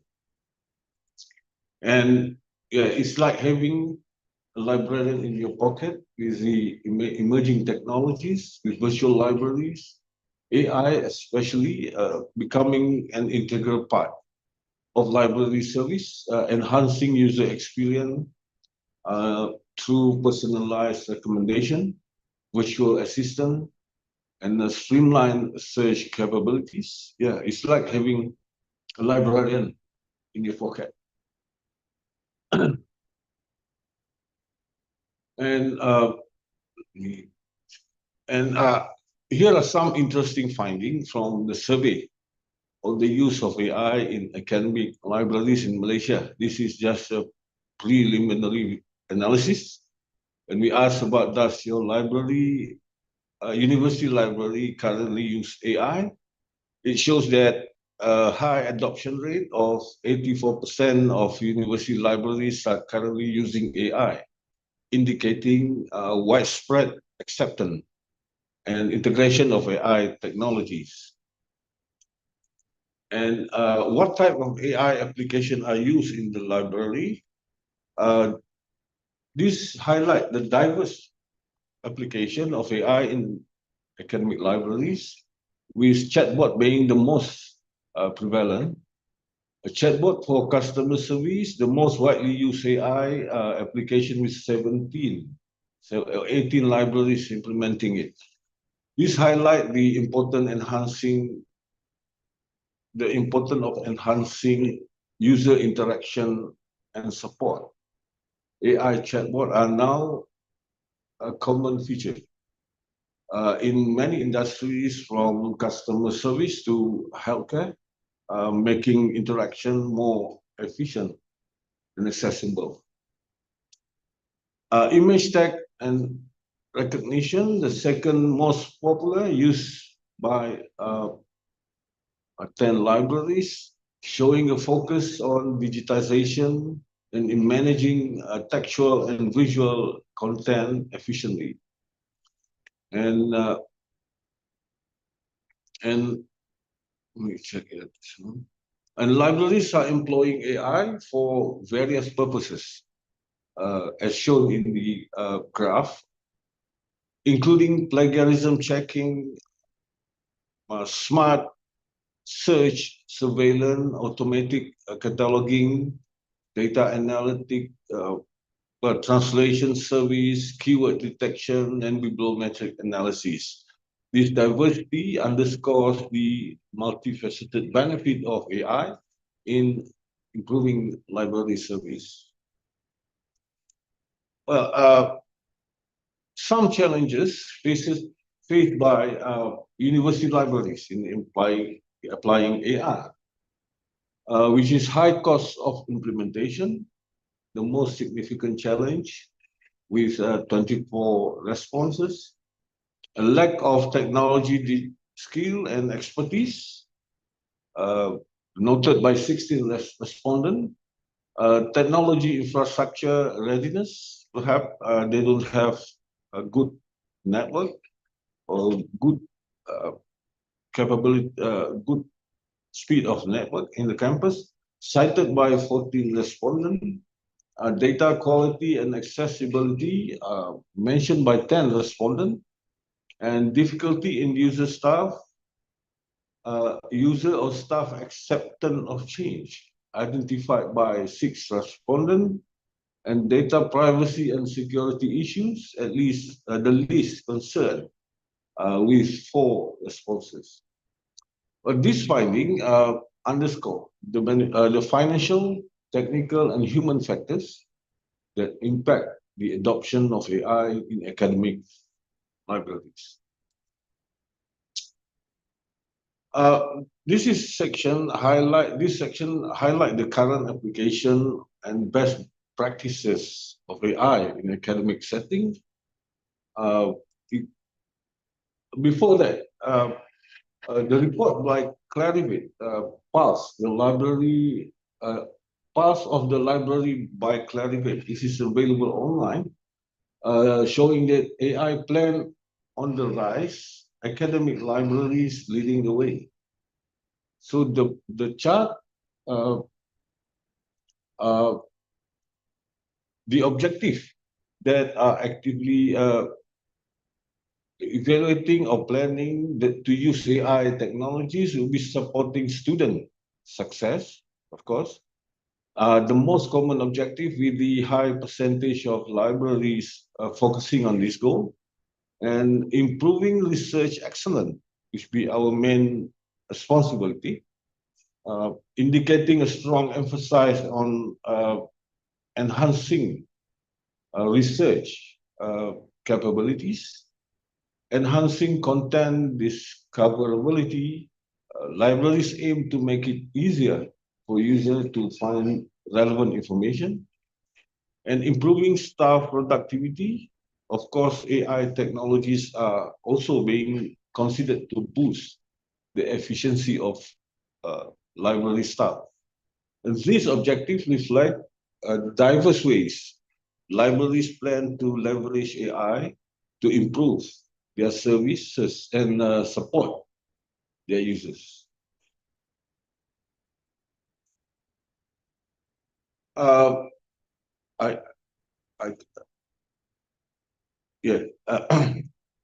This is some potential advancement in AI that could greatly transform library services.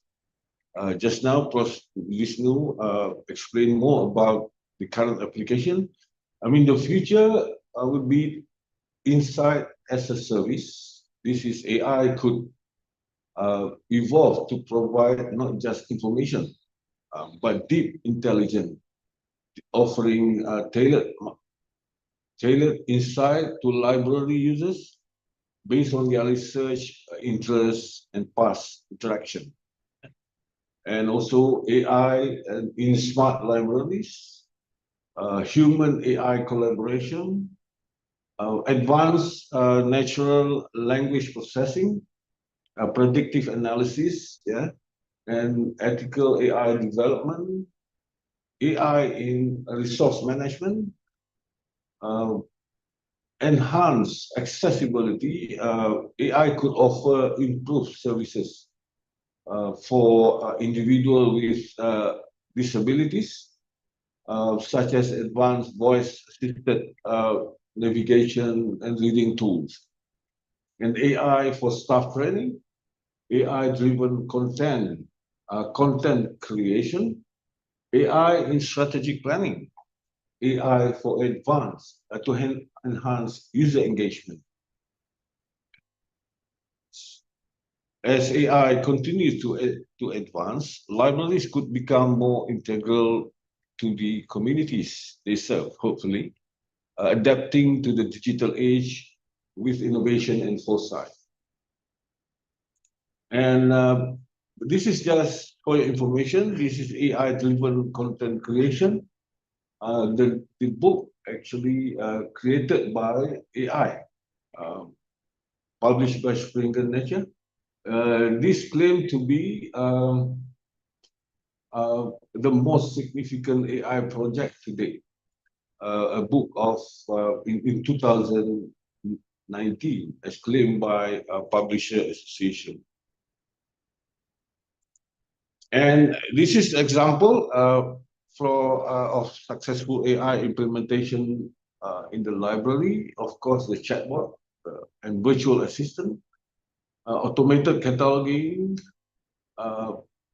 personalized recommendation, enhanced capabilities, search capabilities, and predictive analytics would be widely used and implemented in the libraries. All right, this is around us. As we observe the landscape of AI, we notice numerous AI initiatives from also mainly from our library service vendors. This is authentication platform, which handle authentication and authorization to access online databases. They use AI for authentication and authorization, data analysis, security enhancement. This is like open Ethernet. What else? Easy proxy, and so on. And also our EBSCO host, good to mention Discovery Service, which have all AI insight. With natural language search, you can key in your natural language. This is AI with content recommendation. It will recommend you the related content based on your search. And also multilingual support, like being explained by Prof. Wisnu just now, and enhanced metadata and link data from one record to another related record. And also another one will be Elsevier, this famous science direct, with generative AI in writing. This is several innovative ways to enhance its publishing and research services. And good to mention that ethical AI use being highlighted in both. And if you look at the Scopus AI, it gives you intelligent search, real-time optimized queries, multilingual support, concept maps, summarization, all powered by AI. Yeah, imagine a library where AI seamlessly integrates into every aspect, transforming it into a dynamic hub of learning and innovation. So we have AI-powered search and discovery, like EBSCO host mentioned just now. We have improved information retrieval. We have personalized recommendation. When we get it into the system will give suggestion. Your new books or your new book related to you are available in the library, for example, and the content related to you. Of course, collection, management, and development, we look into how many the checkout of the book, is it popular? And we can add more copies, for example. And content generation and enhancement, like mentioned just now, a book can be created by AI nowadays. The data analytics, of course, robotic integration, are data-driven decision for us to decide to open the library on weekend or not, for example. And accessibility enhancement for our disabilities users, and efficient management, language processing, and interactive learning. Imagine a world where we have smart cataloging, we have predictive analytics, AI text and categorize resources more accurately and quickly, making search result more relevant and comprehensive. This is smart cataloging. And predictive analytics by analyzing current trend and user behavior. AI predict which resources will be in demand, for example, helping to update collection proactively. This is a very important benefit of AI. And user interaction, AI-powered chatbot provide 24/7 assistance, guiding user to the right resources and recommending material based on their research history. Content summarization, AI summarize article, papers, and book, giving user quick insight without having to read through the entire content. And virtual reality and augmented reality, imagine using VR and AR to create immersive learning experience like a VR tour of a sustainable farm. Yeah, and data security, AI help monitor and protect user data, ensuring the library's digital environment is secure. So these innovations are set to revolutionize how we interact with the benefit from academic libraries. Any particular AI application catching your eye? And how do these possibilities align with our university vision? Let's look at the next slide.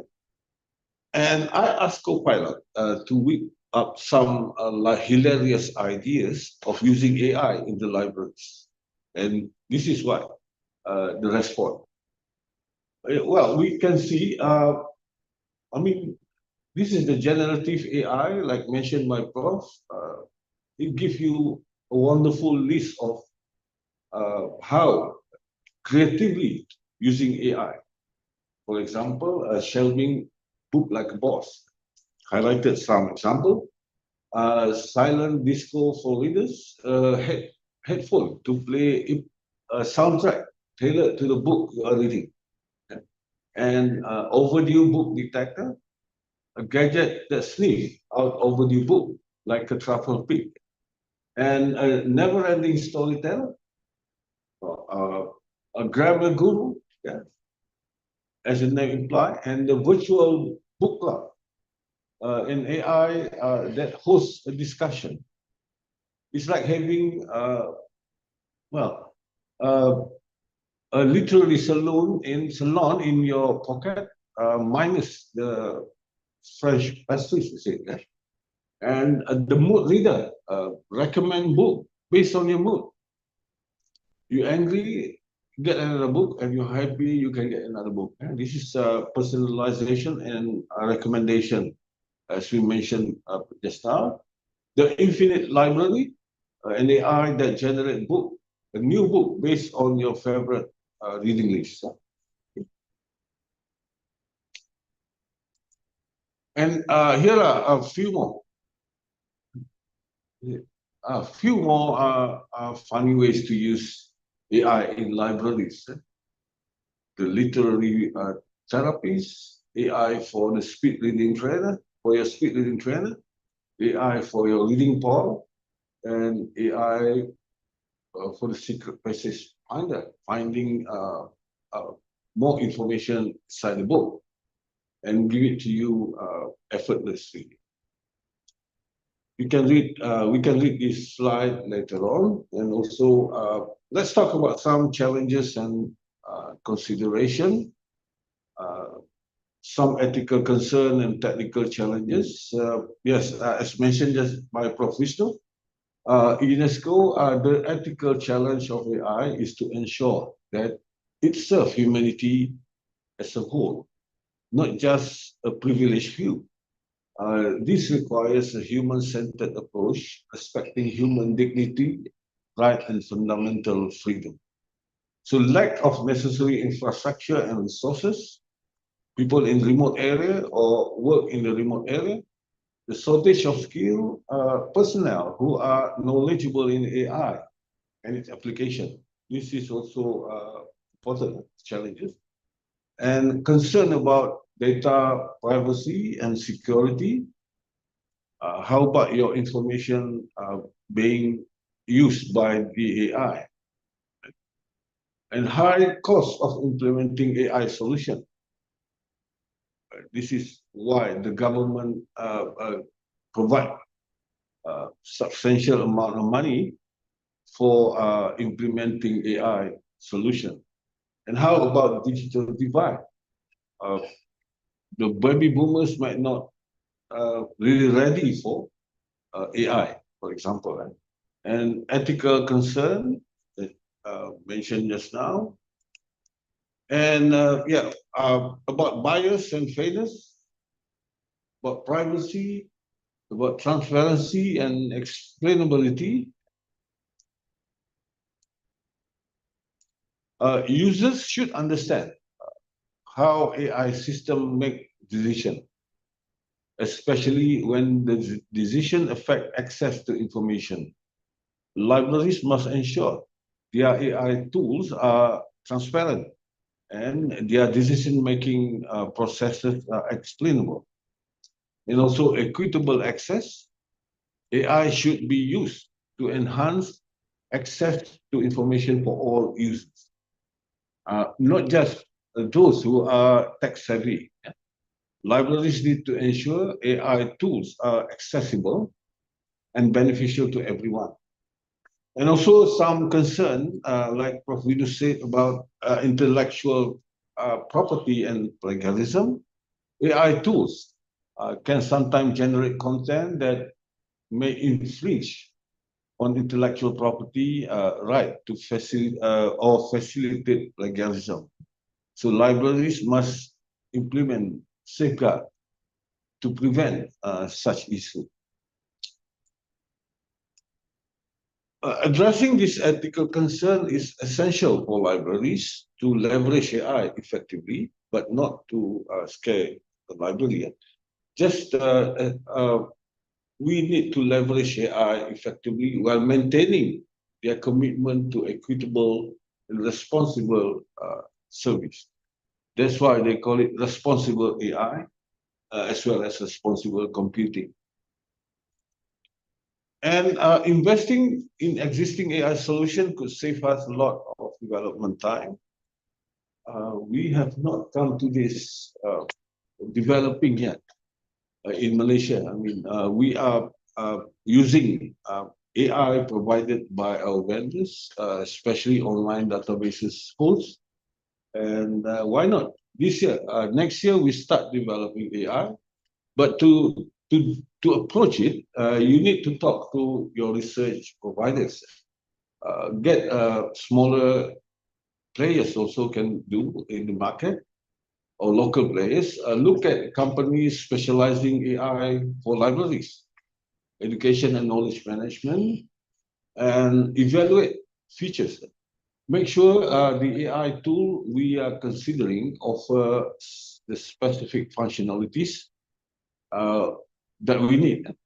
The smart cataloging, for example, user interaction and content summarization. And demo and pilot program is what we always do with the online databases, trial and demo one. And integration and customization is most important. Find out how customizable these two are. Ensure they can be tailored to meet our specific requirement. Of course, budgeting and ROI weight the cost against the benefit. Consider not only the purchase price, but potential saving in time and increase user satisfaction.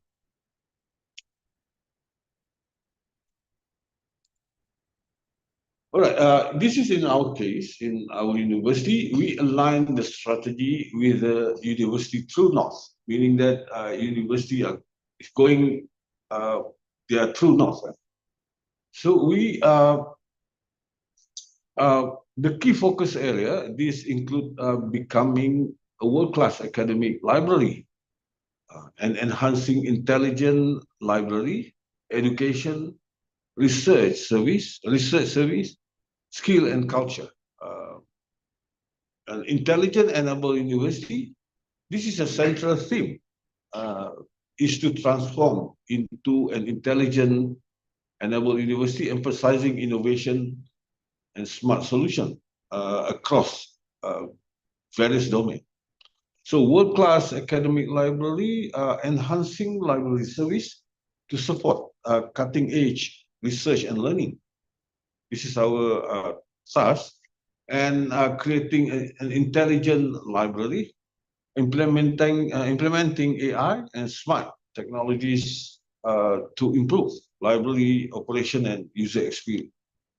This is how currently the framework in our university to support AI as one of our university true north.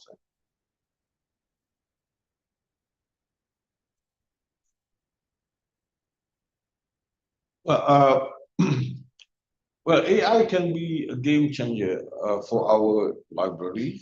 Picture AI-driven research assistant, helping user sift through vast amount of data to find exactly what they need. Imagine predictive analytic to anticipate future research trends, or chatbot guiding visitors to the right resources effortlessly. And also imagine AI creating personalized learning paths for each visitors, recognizing their research pattern and interests.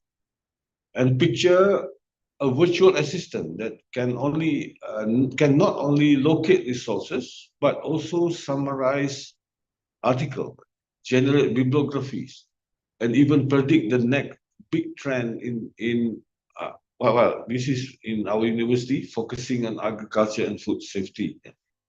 Well, how can we blend AI with human touch to create an environment that both highly efficient and deeply engaging for everyone? This is we need to think about. And how about we how would we integrate these AI functionalities to make the experience seamless for users? Well, remember, while AI can bring a lot of innovation and fun to the library, it's the love for reading and the power of imagination that truly bring a library to life. So semoga presentasi ini bermanfaat dan menginspirasikan kita semua. Sekian, terima kasih. Great. Thank you very much to Mr. Mahbub Yusuf for another educational and inspiring presentation. All right, so Mr. Yusuf presented the findings of the survey result at the beginning of the presentation. And turns out most of academic libraries in Malaysia has already used AI in their library services, yeah. And then some type of the use of AI in academic libraries are to create chatbot for customer service, AI-powered research, and also for helping with data analytics. However, academic libraries are also facing some challenges in applying AI, such as the high cost of implementation, technology infrastructure readiness, and difficulties in the user or staff in accepting changes. And Mr. Mahbub also stated that AI can be a game changer for our libraries, such as to predict the next big research trend. However, we have to think about how to blend AI with human touch. And I would like to also thank you, Mr. Yusuf, for introducing us to UPM Library. It's a very impressive library with a huge amount of collections and lots of competent professional librarians. It's an honor for us to learn from you today. All right, so that's it with our presentation session. We will continue our discussion in the Q&A session. All right, once again, I'd like to thank our speakers for the very educational and insightful, eye-opening presentation. And all right, everyone, now we want to hear from our valued participants. So we'll open the Q&A session. We have about 45 minutes for the first Q&A session. And I see quite a few here already submitted their questions on our link. So yeah, the committee have shown their questions. So I will read the first questions from Santi Deliana, Calvis University. The question is, in which service areas has AI had the greatest impact in academic library? And how can librarians prepare to integrate it without neglecting the human aspect? This is something that has been presented by our speakers today, but maybe our speakers can elaborate more about this. Maybe the first one, because this is about the implementation in academic library, maybe Mr. Mahbub Yusuf can answer the first question. Mr. Yusuf, what do you think about the first question?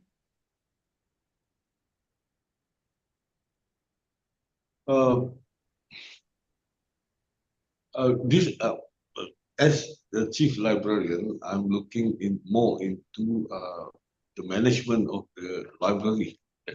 So for us to for user operation, the best of AI is actually provide analysis, insight into how library being used online, virtual as well as physical. This can help us more about looking for budget, presenting budget. We have a data to present to the university management that you need to provide this because of this. For example, because of so many students come to the library for study space, why not provide another space that which are open 24 hours? And to give more space to the student. So this decision perhaps much more helpful with AI integrated into the decision making. And we talk about the librarian. We in Malaysia have currently giving more awareness talk by expert. We plan to invite professional also to talk in our university about AI and how can the librarian understand it deeply, because they need to understand it to motivate them or to make them their mind creatively and innovatively provide new services. This is what we are looking for.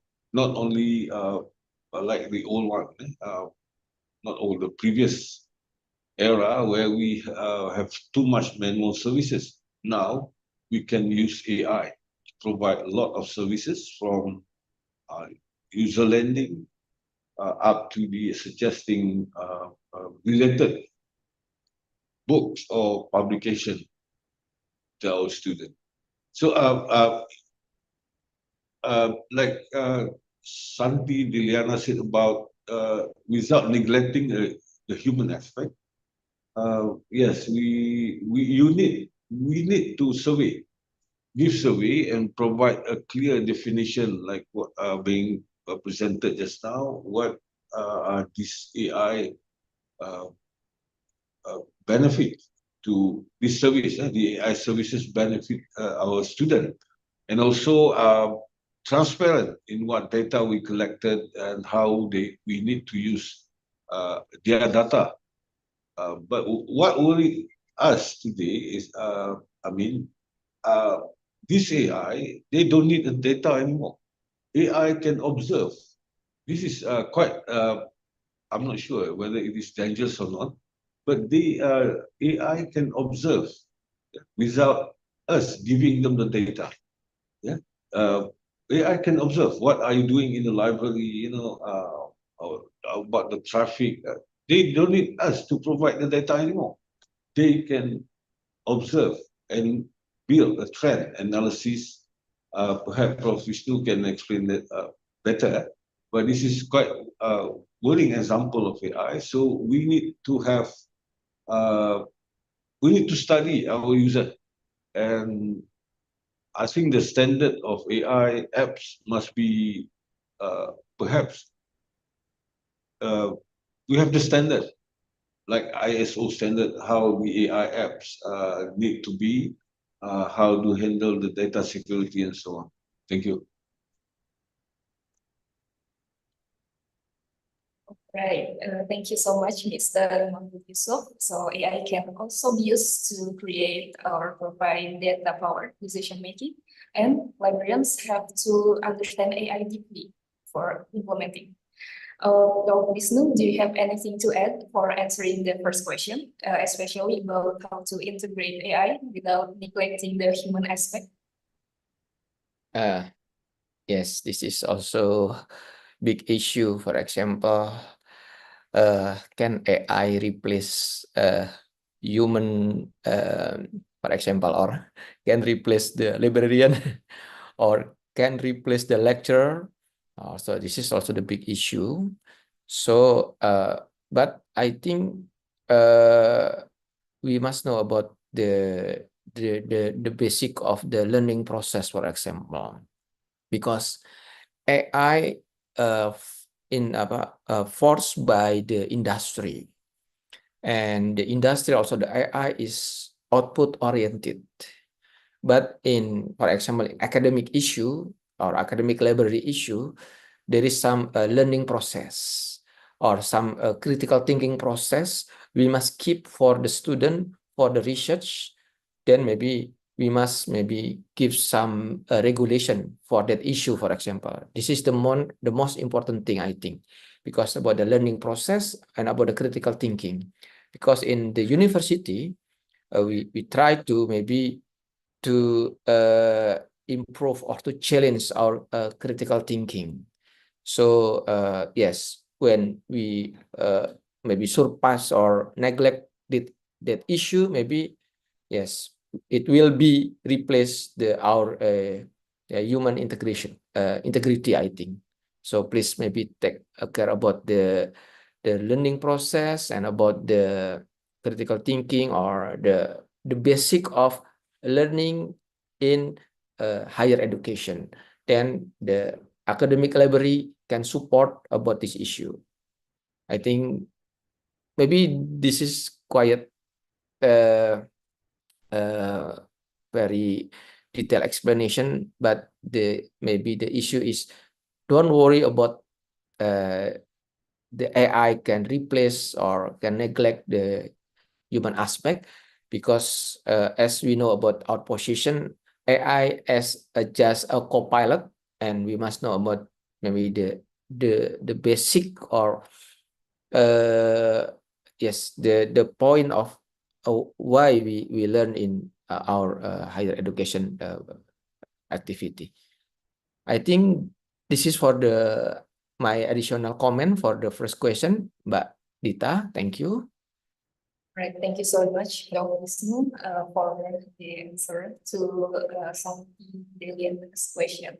I hope this can answer your question. And then the next question is from Tini Amelia Witriandi from E3L. The question is, it's good that Malaysia has implemented AI for the people. How the government ensures smooth management of this, considering that most people don't understand AI? I think this is about the government rules and regulation about AI, especially in Malaysia. Mr. Mahmoud Yusuf, do you have any opinion about this question? Of course, at first, the government must start with the educate or awareness to our Malaysian, for all Malaysian, to get ready for this AI. And a lot of transaction, for example, or apps currently embed the AI function. Of course, the government might have some control over that. And for example, to deal with our road and transport department to pay our road tax, they are all online with app. Of course, they add some AI function into that in terms of reminding, for example. And this is what happened to. This is why the government, Malaysian government, launched the AI untuk rakyat. This is to prepare our rakyat to the next AI and the next computing, perhaps the quantum computing and etc. must be much more bigger impact yes, to the nation. And of course, the government provide money. Betul, eh? They have allocate some substantial amount of money for us, for the research institution, for the universities to lead the AI in lots of living way. Yeah? For example, in medical, like mentioned just now, in security, in semiconductors, etc. Thank you. Thank you so much, Mr. Mahmoud Yusuf. As participants, we can look more about the AI untuk Rakyat program from Malaysian government after this webinar. Yeah, and maybe Prof. Wisnu, do you have anything to add about the second questions? Especially, maybe will there be any regulations from our government specifically about AI in the future? Yes, maybe in Indonesia, the Kominfo, Ministry of Information, and this is the ministry who have a mandate to maybe give some regulation. So I think we will wait the regulation because they need some standard, as Pak Mahmoud said, that sometime maybe if there is no standard, there is no regulation, maybe also I will be addressed the third question about there is some bias and hallucination and something become very dangerous because yes, we can call like as I mentioned before, the deep fake, like social manipulation, social construction manipulation, and something like that. And I don't know, maybe when maybe the library shift to the maybe become digital, sometime maybe the user just trust 100% to the AI without the verification. There is also, we need some regulation to handle that issue. So I think, yes, also maybe we can learn from the Malaysian government, maybe as Pak Mahmoud mentioned, some part is already implemented, but maybe in Indonesia is also, some part is already implemented, but maybe the most important thing, we must comply with the regulation standard and to minimize the dark side or the negative impact of when we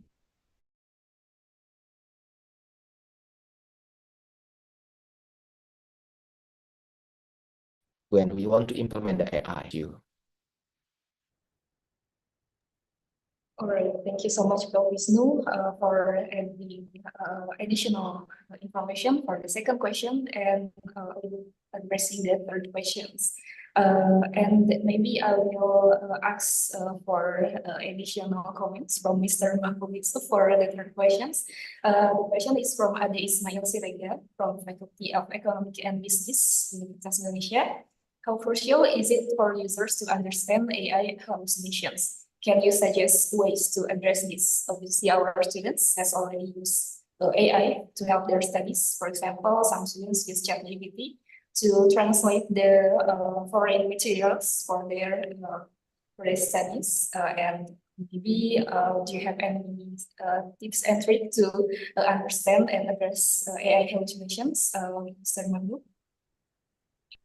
Yes, sometimes, like for example, the Chat GPT provide answers which are based on uh,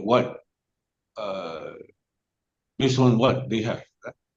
If, for example, a lot of text available to the Chat GPT is actually related to American culture or Western culture, might be not possible to be for us in Asia region. I think sometimes this create bias to their nation or bias to their content, and also well, we need to have. Perhaps it's not possible for librarian to check all everything that might be correct or right or wrong in conversation with all the generative chat. Perhaps we need some support from, I don't know, perhaps they have another AI which will evaluate all this information, whether it is good or correct or according to the proven concept, etc. This is what I think about the third question, Prof. All right, thank you so much, Mr. Mahfud Yusuf, for the third questions. I hope it can answer questions correctly or according to Adi Ismail's. Yeah. All right, for the next questions, do we still have any other questions? All right, the next one is from Indah Kartika. This is a question. Do you agree that in the future, AI will harm youth generation's brain as they will be depends on AI in every daily activities? All right, maybe first one, maybe Prof. Wisnu can try to answer this. Are there any evidence that AI can harm our brain? And maybe do you have any advice for us so we don't too depend on AI? Yes, yes, I agree about the AI also have some negative impact. Yes, like previous example, for example, the nuclear problem, for example. The nuclear have maybe can replace about how to generate the high voltage so that maybe can support industrial process very well.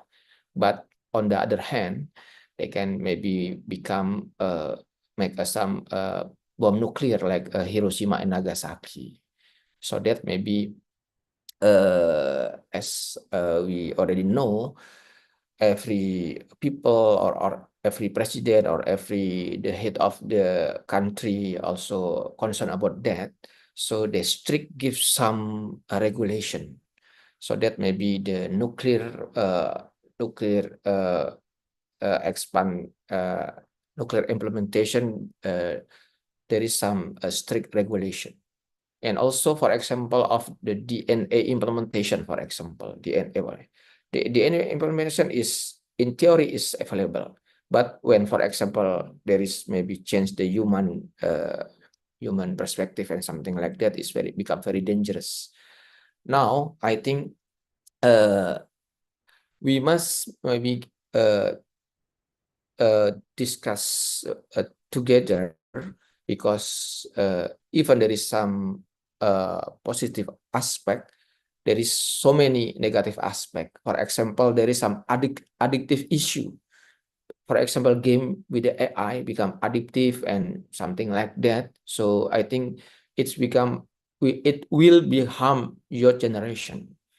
And then maybe, as I mentioned before, the your generation or Gen Z, for example, there is some shortcut, I don't know, shortcut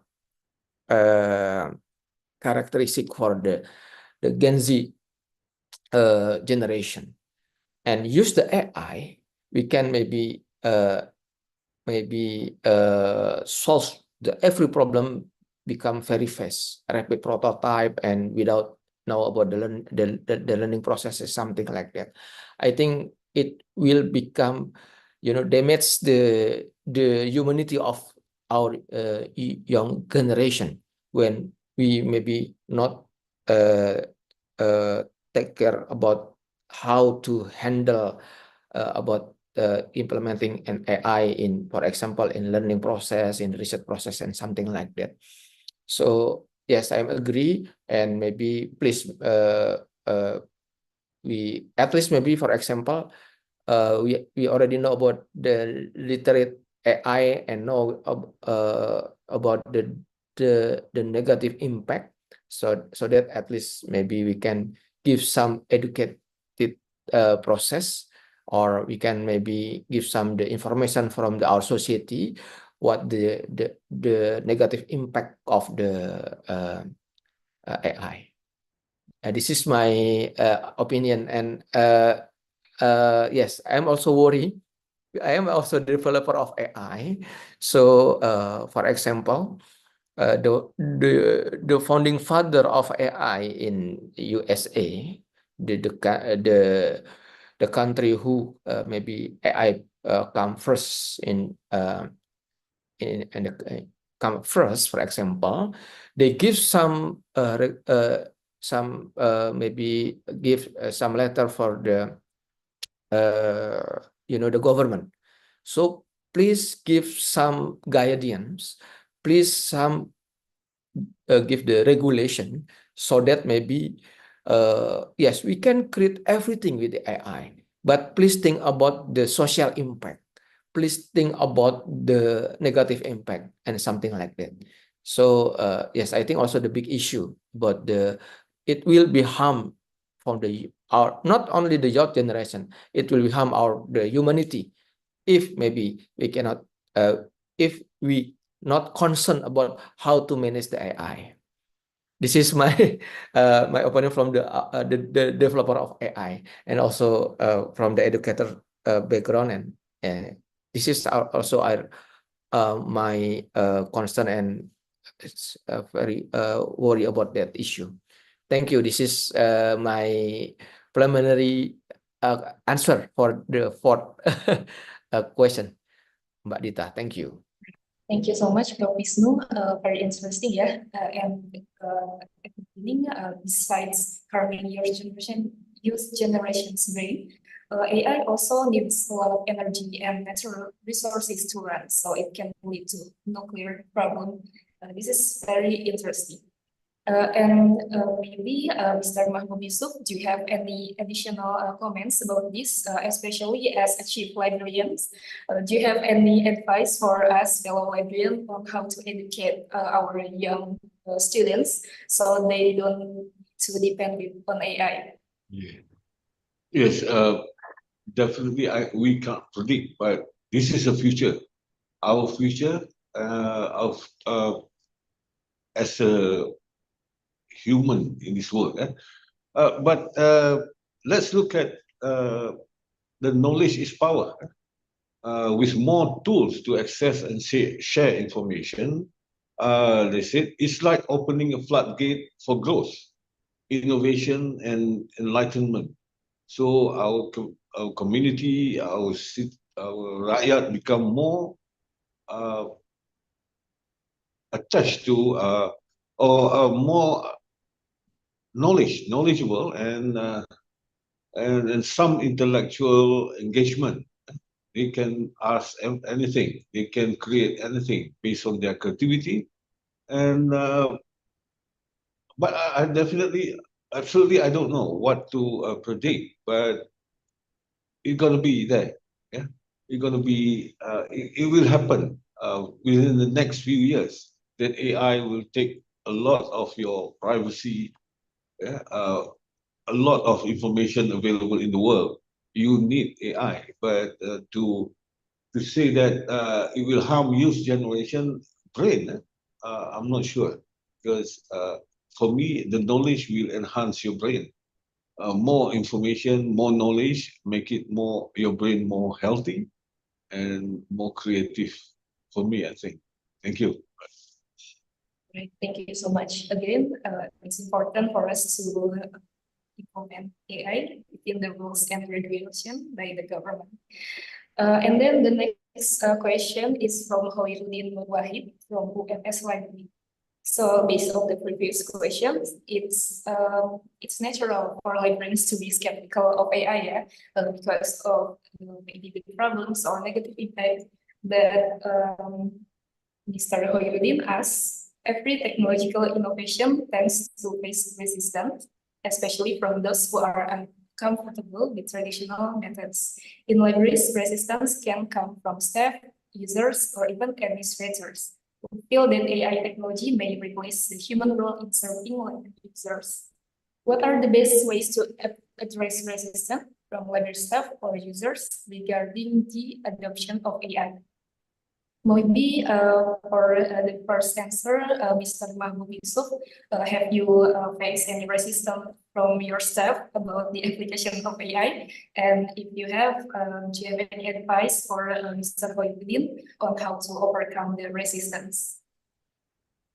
Yeah, based on my observation, we in Malaysia perhaps have a good internet connection, and all rakyat have their own mobile gadget or mobile devices, and in terms of readiness, there should be no problem because almost 100% or 85% area in Malaysia are covered by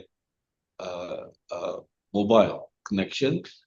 I mean, meaningful mobile connection. We have 5G at the moment. So the government gives rakyat the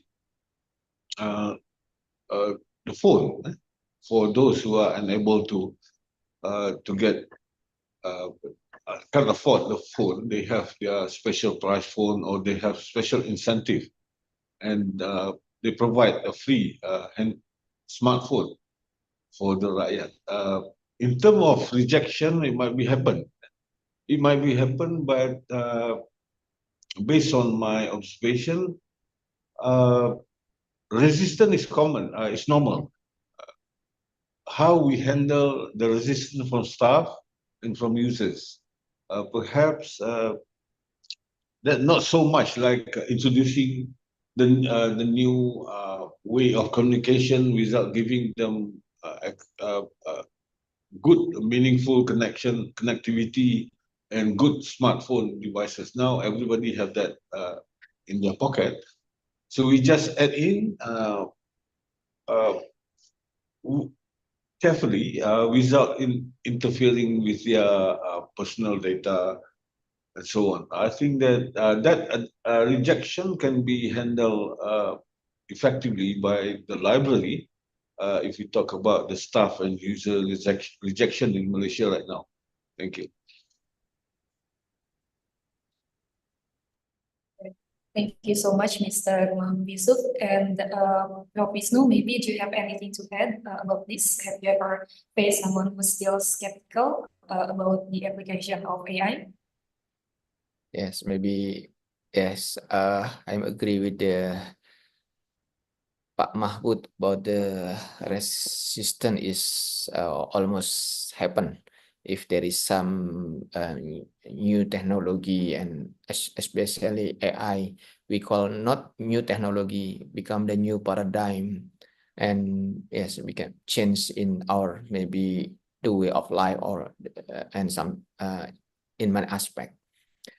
In Indonesia, for example, maybe it's quite different with the Malaysia. Indonesia, we can imagine how many island, and it's quite huge, and yes, maybe the infrastructure is also the the maybe the most common problem. And the second one about the disparity of the knowledge of AI, literacy of AI, because it's quite difficult to reach similar information to every area in Indonesia, and then the result is the meaning is when we want to implement AI, so the staff or for example the library staff is maybe they must learn something new, and sometimes the learn something new is quite have some barrier. For example, for the maybe the senior staff, for example, and it also happen in, for example, in maybe I will give some example in our university and universities of Indonesia, when there is for example the generative AI, maybe open AI maybe released the generative AI in 2 years ago, and there is so many resistance for our staff because maybe the learning process and also yes, so many aspects will be changed. Then the meaning is we must learn something new. I think also this is also the big resistance in maybe when we want to implement. Of course, the other one about the investasi about the hardware or the money, sometimes it's quite very expensive. And also please think about the level of AI. There is maybe I forgot about the give perception about the leveling of AI. There is also the leveling of AI when we want to implementation. So maybe, for example, just store, and for example, Pak Mahbud already look about the type of in Malaysia, for example, how many percent university use AI? The answer is 80%. But I think there is so many leveling, isn't it? So they think just checking plagiarism is using AI. Of course, every university is use, but this is maybe just checking. This is not generative AI, just not create a new content and something like that. So this is my perspective. So yes, resistance is always happen if there is some new technology, especially the new technology influence a new maybe new aspect in our life. That's all maybe from me for the first question, Mbak Tita. Thank you. Thank you so much for the question from Mr. Yusuf and from Wisnu. Very educational, yeah, especially for maybe if there's any head of library here in our participants.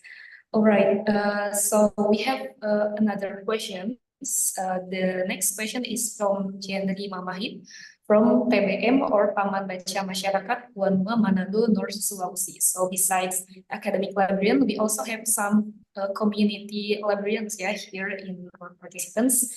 The question is, how can we as managers of community reading center or PBM maximize the use of AI in our activities?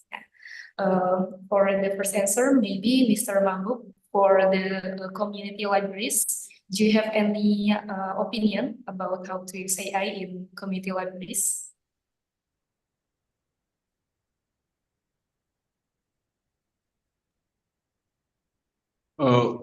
Yeah. Community Reading Center in Malaysia, we call it perpustakaan daerah, or small library in the remote, in the villages, for example. As a manager, the best we can do because we are in the community, so we are the one that can influence your community, and you can have a demonstration, a lot of activities that showing and educate your community about the AI. And then, of course, you need to teach them or show them how to safeguard their privacy. Something about cyber security might be very important in this area to avoid spam, etc. And the most important thing is they can get knowledge from AI. They can have talks about benefit of AI to make them knowledgeable and to make them to get them to know a lot of information about the world or anything around them, and create more content, for example. This is what I think my answer. Thank you. Thank you so much, Mr. Mahbub Yusuf. We can create more content and giving more information to our patrons in the community level. And then maybe Prof. Wisnu has anything to add about this, because from reading the CV, I think Prof. Wisnu also was active in the community engagement activities. What are your advice to librarians in the Community Reading Center or TBM about the use of AI?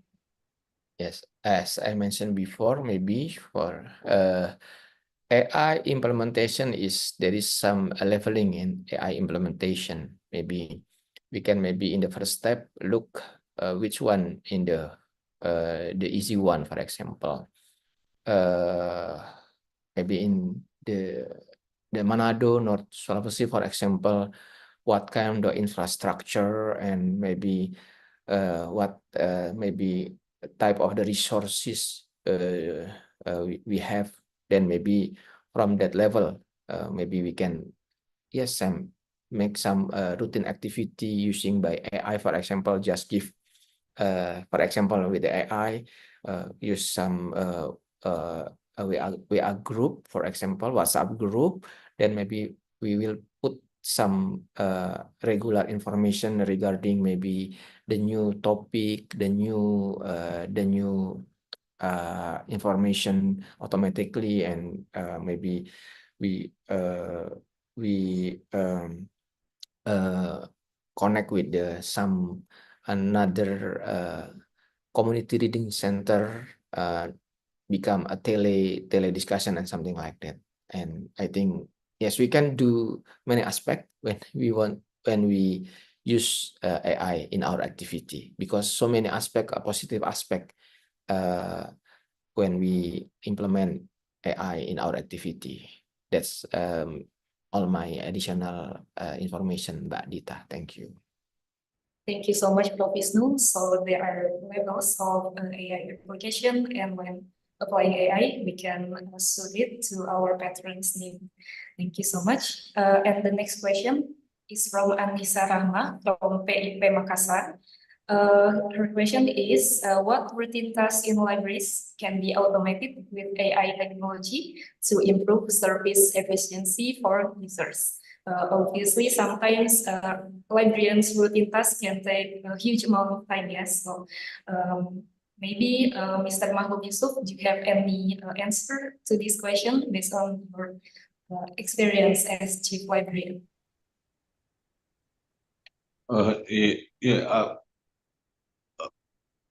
More routine tasks will be automated.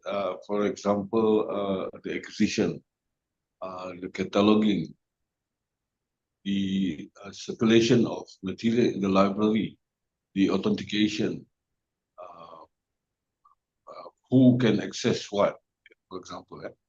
And this is a routine task, might be free the librarian from all these routine tasks, and let us thinking about another moving forward, more innovative creation of services or design of new services. And if we have resources, so a lot of routine tasks can be automated. A lot of routine tasks can be handled by the system. And with AI technology, it will be more efficient and more productive and it's counterproductive for us to still allocate human resources while we have this technology to do it. And remember, perhaps with AI, a lot of more stuff will be optimized. This is perhaps because of technology revolutionize the library services, meaning that more stuff will be more will be optimized. So the pensioner will not be replaced with another staff, for example, because the routine tasks no longer needed, uh, meaning that no staff required to perform the task. So this is what I think, Anissa, Rahma. Thank you. All right, thank you so much, Mr. Bahu. And then for the next one, because of time, maybe we will move on to the next question. Yeah, sorry for every participants and speakers. The next question is from Rahma Febrianti Nadia Sari from Faculty of Social and Political Science, UGM. I noticed that one of the negative impact of using AI is discrimination, especially gender. Can you explain or give example more about it that related in library? This is already explained in Prof. Wisnu's presentation, yeah, but maybe can you elaborate more about this gender bias in AI? Wisnu? Yes. AI, we call AI is a data driven. So learning from data. So for example, because the data, for example, the director, the majority rector, for example, the majority rector is a man, not a woman. So sometimes when maybe we give the question to the system or generative AI, they always give the answer related with the gender because the majority of that the data set is men. So sometimes the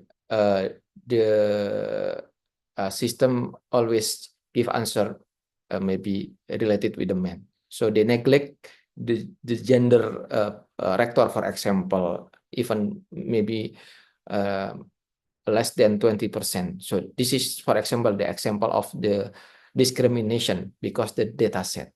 Or also, for example, in United States, not a gender about the, I'm sorry, about the black people, for example, the black people and the white people. Because, for example, the positive issue usually the leader of the top management is from the, I'm sorry if there is discrimination, but this is true. For example, when maybe the AI or the name, for example, I'm sorry, also the Muslim country, for example, the AI just have imagination because learning from the data, so they just just give answer from the data. So we call this is also the hallucination and also the discrimination of the gender, because the lack of we call the imbalanced data, and it's always happen in AI. So that's why we call the discrimination in some aspect, because the imbalanced data. This is my question. It's quite technical, but it's related with the Mbak Nur Rohma Febrianti question. This is my answer, Mbak Dita. Thank you. All right, thank you very much, Prof. Wisnu. Obviously, we have to be careful, yeah, in interpreting data or information generated by AI because of this bias. All right, Prof. Wisnu and Mr. Mahbub, thank you very much for your answers to our participants' questions. And now we have come to the end of the Q&A sessions. I'm very sorry for the remaining questions. I apologize. Unfortunately, we cannot answer all of your questions today, but feel free to maybe connect with our speakers. Mr. Mahbub has LinkedIn that we have displayed in the beginning of the session, and Prof. Wisnu also has a YouTube channel, and the link to the YouTube channel is displayed in chat. You can connect to our speakers later after this webinar. And then after that, in the final 5 minutes of the main session, I would like to ask our speakers' final thoughts. So the first one, maybe Prof. Wisnu, do you have any closing thoughts or maybe a word of advice you'd like to leave to our participants? Okay. Yes. Generative AI maybe is already we already meet in our life in many aspects, especially in library, because we discussed about the library science. But please don't worry about maybe this aspect, because we are human is already have experience about, for example, the first industry or the second industrial revolution, and the third now maybe we call, I don't know, some researchers said that this is the fifth industrial technology. But because we are human, we have knowledge, we have thinking, critical thinking. So maybe please take AI as just our co-pilot, not and we must control the AI, and then maybe please maybe discuss about everything with the moderate, look from the positive aspect and negative aspect. So we hope with this discussion maybe we can become a friend with the AI and become the human who can control the AI to maybe to improve our maybe life or especially in library to services the stakeholder of the user. That's all maybe Mbak Danti. Sorry, Mbak Dita. Thank you. That's all from my closing statement. Great, thank you so much, Prof. Wisnu, for very inspirational and overall very eye-opening presentations and discussion for today. And then next, I would like to ask also Mr. Mahbub Yusuf for the final thoughts. Mr. Yusuf, do you have any closing statement or maybe any message for our librarians here in the participants today? Yes, thank you for inviting me. I'm very honored to be with you. This is not my first time actually in Indonesia.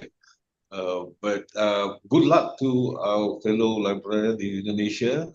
Don't worry, go for knowledge and enhance our services, make us visible to the world, and make the library more important.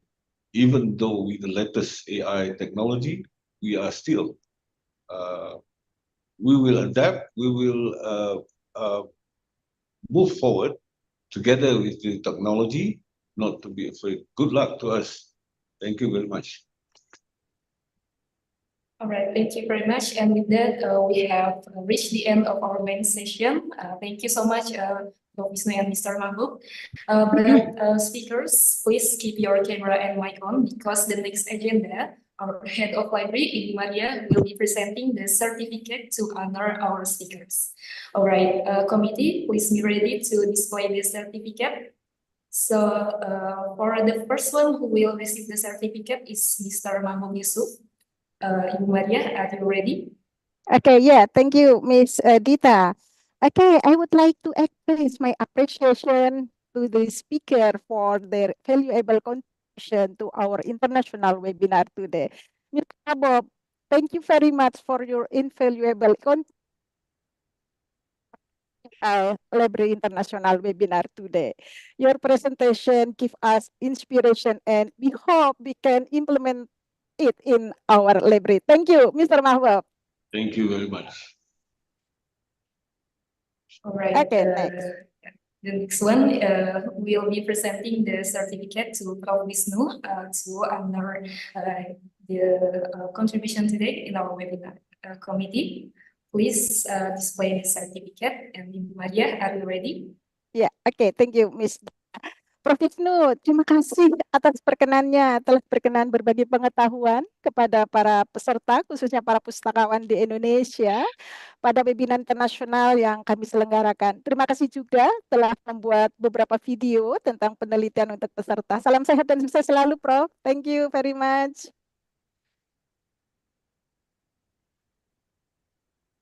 All right, thank you so much, Ibu Maria, for presenting the certificate and for the kind words to our speakers. Thank you, Ibu. And then on behalf of the webinar committee and on behalf of the participants, I would like to once again thank you, Professor Dr. Wisnu Jatmiko and Mr. Mahbub Yusuf for sharing your knowledge, expertise, and experience with us. Hopefully, we can have the opportunity to build better networking and collaboration in the future. Thank you for coming to UI Library, even though virtually, and we hope you stay healthy, stay safe, and wish you all the best for your career. Thank you so much. All right, that was the end of our main session, everyone. So for the participants, now I would like to inform all of you that we have opened the attendance form. So to fill out the attendance form, please check the Zoom chat. Our committee have typed the attendance link in chat, or you can go to bit.ly/attendance-iw/UI2. Your certificate will be generated after filling out the attendance form. So this attendance form is also the certificate link, okay? But you have to remember to fill the attendance form immediately, because we will only open the attendance form until 3 p.m. Jakarta time. If you want to receive today's material, the download link will be posted at the chat. So don't forget to pay attention to what our committee typed in chat. Right. Okay, that was for the announcement. Now we will enter the quiz session.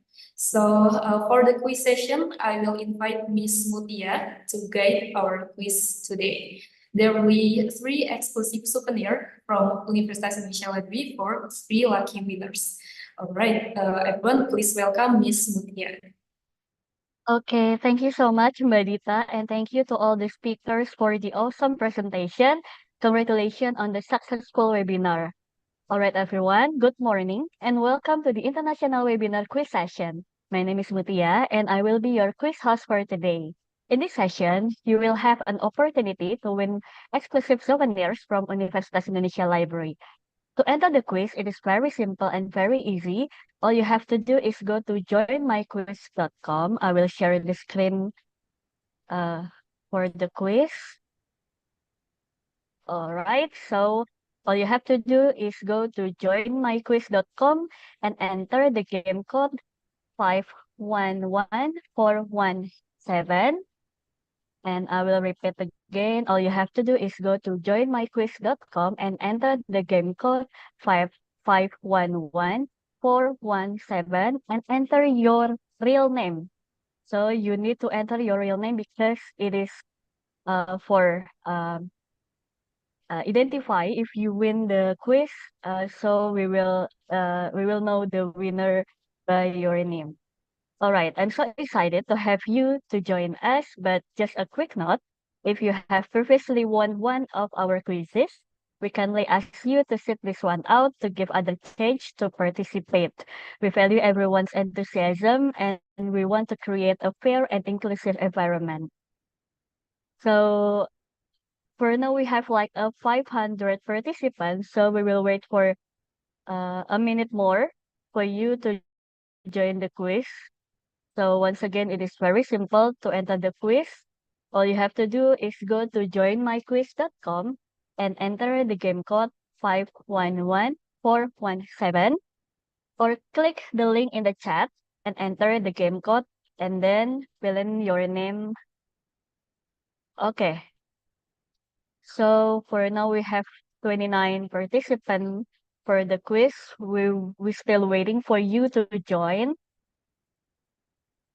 So just grab your phone or open new tab on your browser and go to joinmyquiz.com or click the link on the chat box and then enter the game code 511417 and you can see your name here already joined the quiz session. All right, we already have 46 participants. Can we get 50 participants for the quiz? Okay, I think it's enough for the participant of the quiz session. We will start the quiz now. In 3, 2, 1. Artificial intelligence that collect and analyzes data to predict future occurrences is the definition of, I think it is very easy from the first presentation. Okay, so in this quiz, you need to pick the answer quickly. So the right one is not enough. You need to pick the right answer quickly. Okay, let's see the leaderboard. So on the first position, we have Khairuddin Nur Wahid. Let's move to the next question.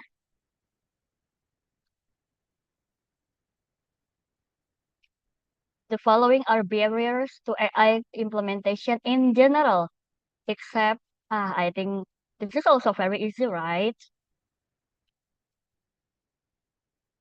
A bit tricky because this is accepting other than barriers to AI implementation in general. Okay, 4, 3, 2, 1, settled. Let's see the leaderboard. On the first position, we still have Khairuddin Nur Wahid on the first. Let's move to the next question. We only have 5 questions. The following are example of AI-powered libraries, except for AI-powered libraries. Still, this is very easy. 10 seconds more.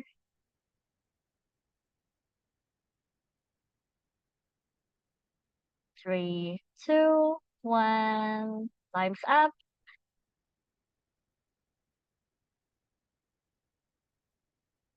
Let's see the first position.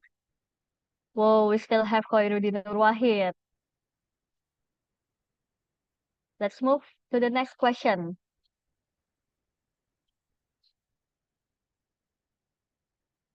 Here are the automating tasks and optimizing workflows for booking system, except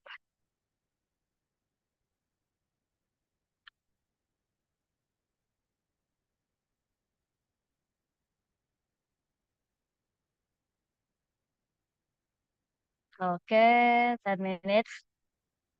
10 seconds, sorry. 5, 4, 3, 2, 1.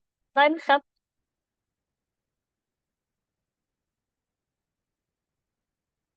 Okay, let's see. Okay, still on the first position. Okay, it is the last question. Choose the ethical concern of using AI in libraries. Ethical concern. I think this is also very easy for you to answer the question.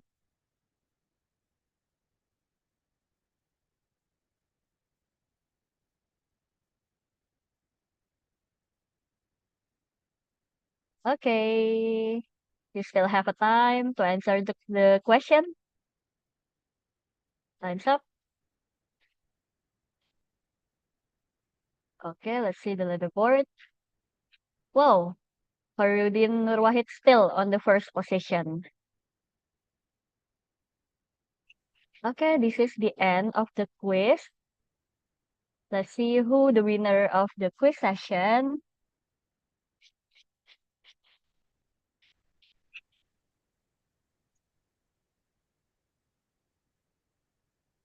Okay.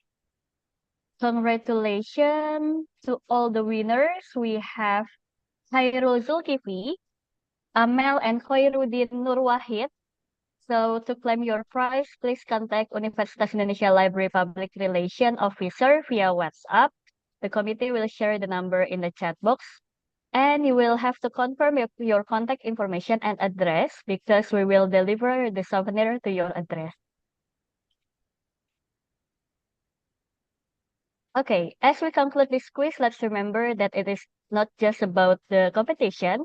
It is about understanding and improving our skills as well as gaining valuable insight for your professional career development. Finally, thank you all for participating in our quiz today. We appreciate your enthusiasm and once again, congrats to all the winners. Have a fantastic day, and now we will be back to the moderator, Miss Bita. Right. Thank you so much, Ms. Mutia, for the very fun quiz session. And congrats for all the winners, and thank you for the rest of participants for participating in our quiz.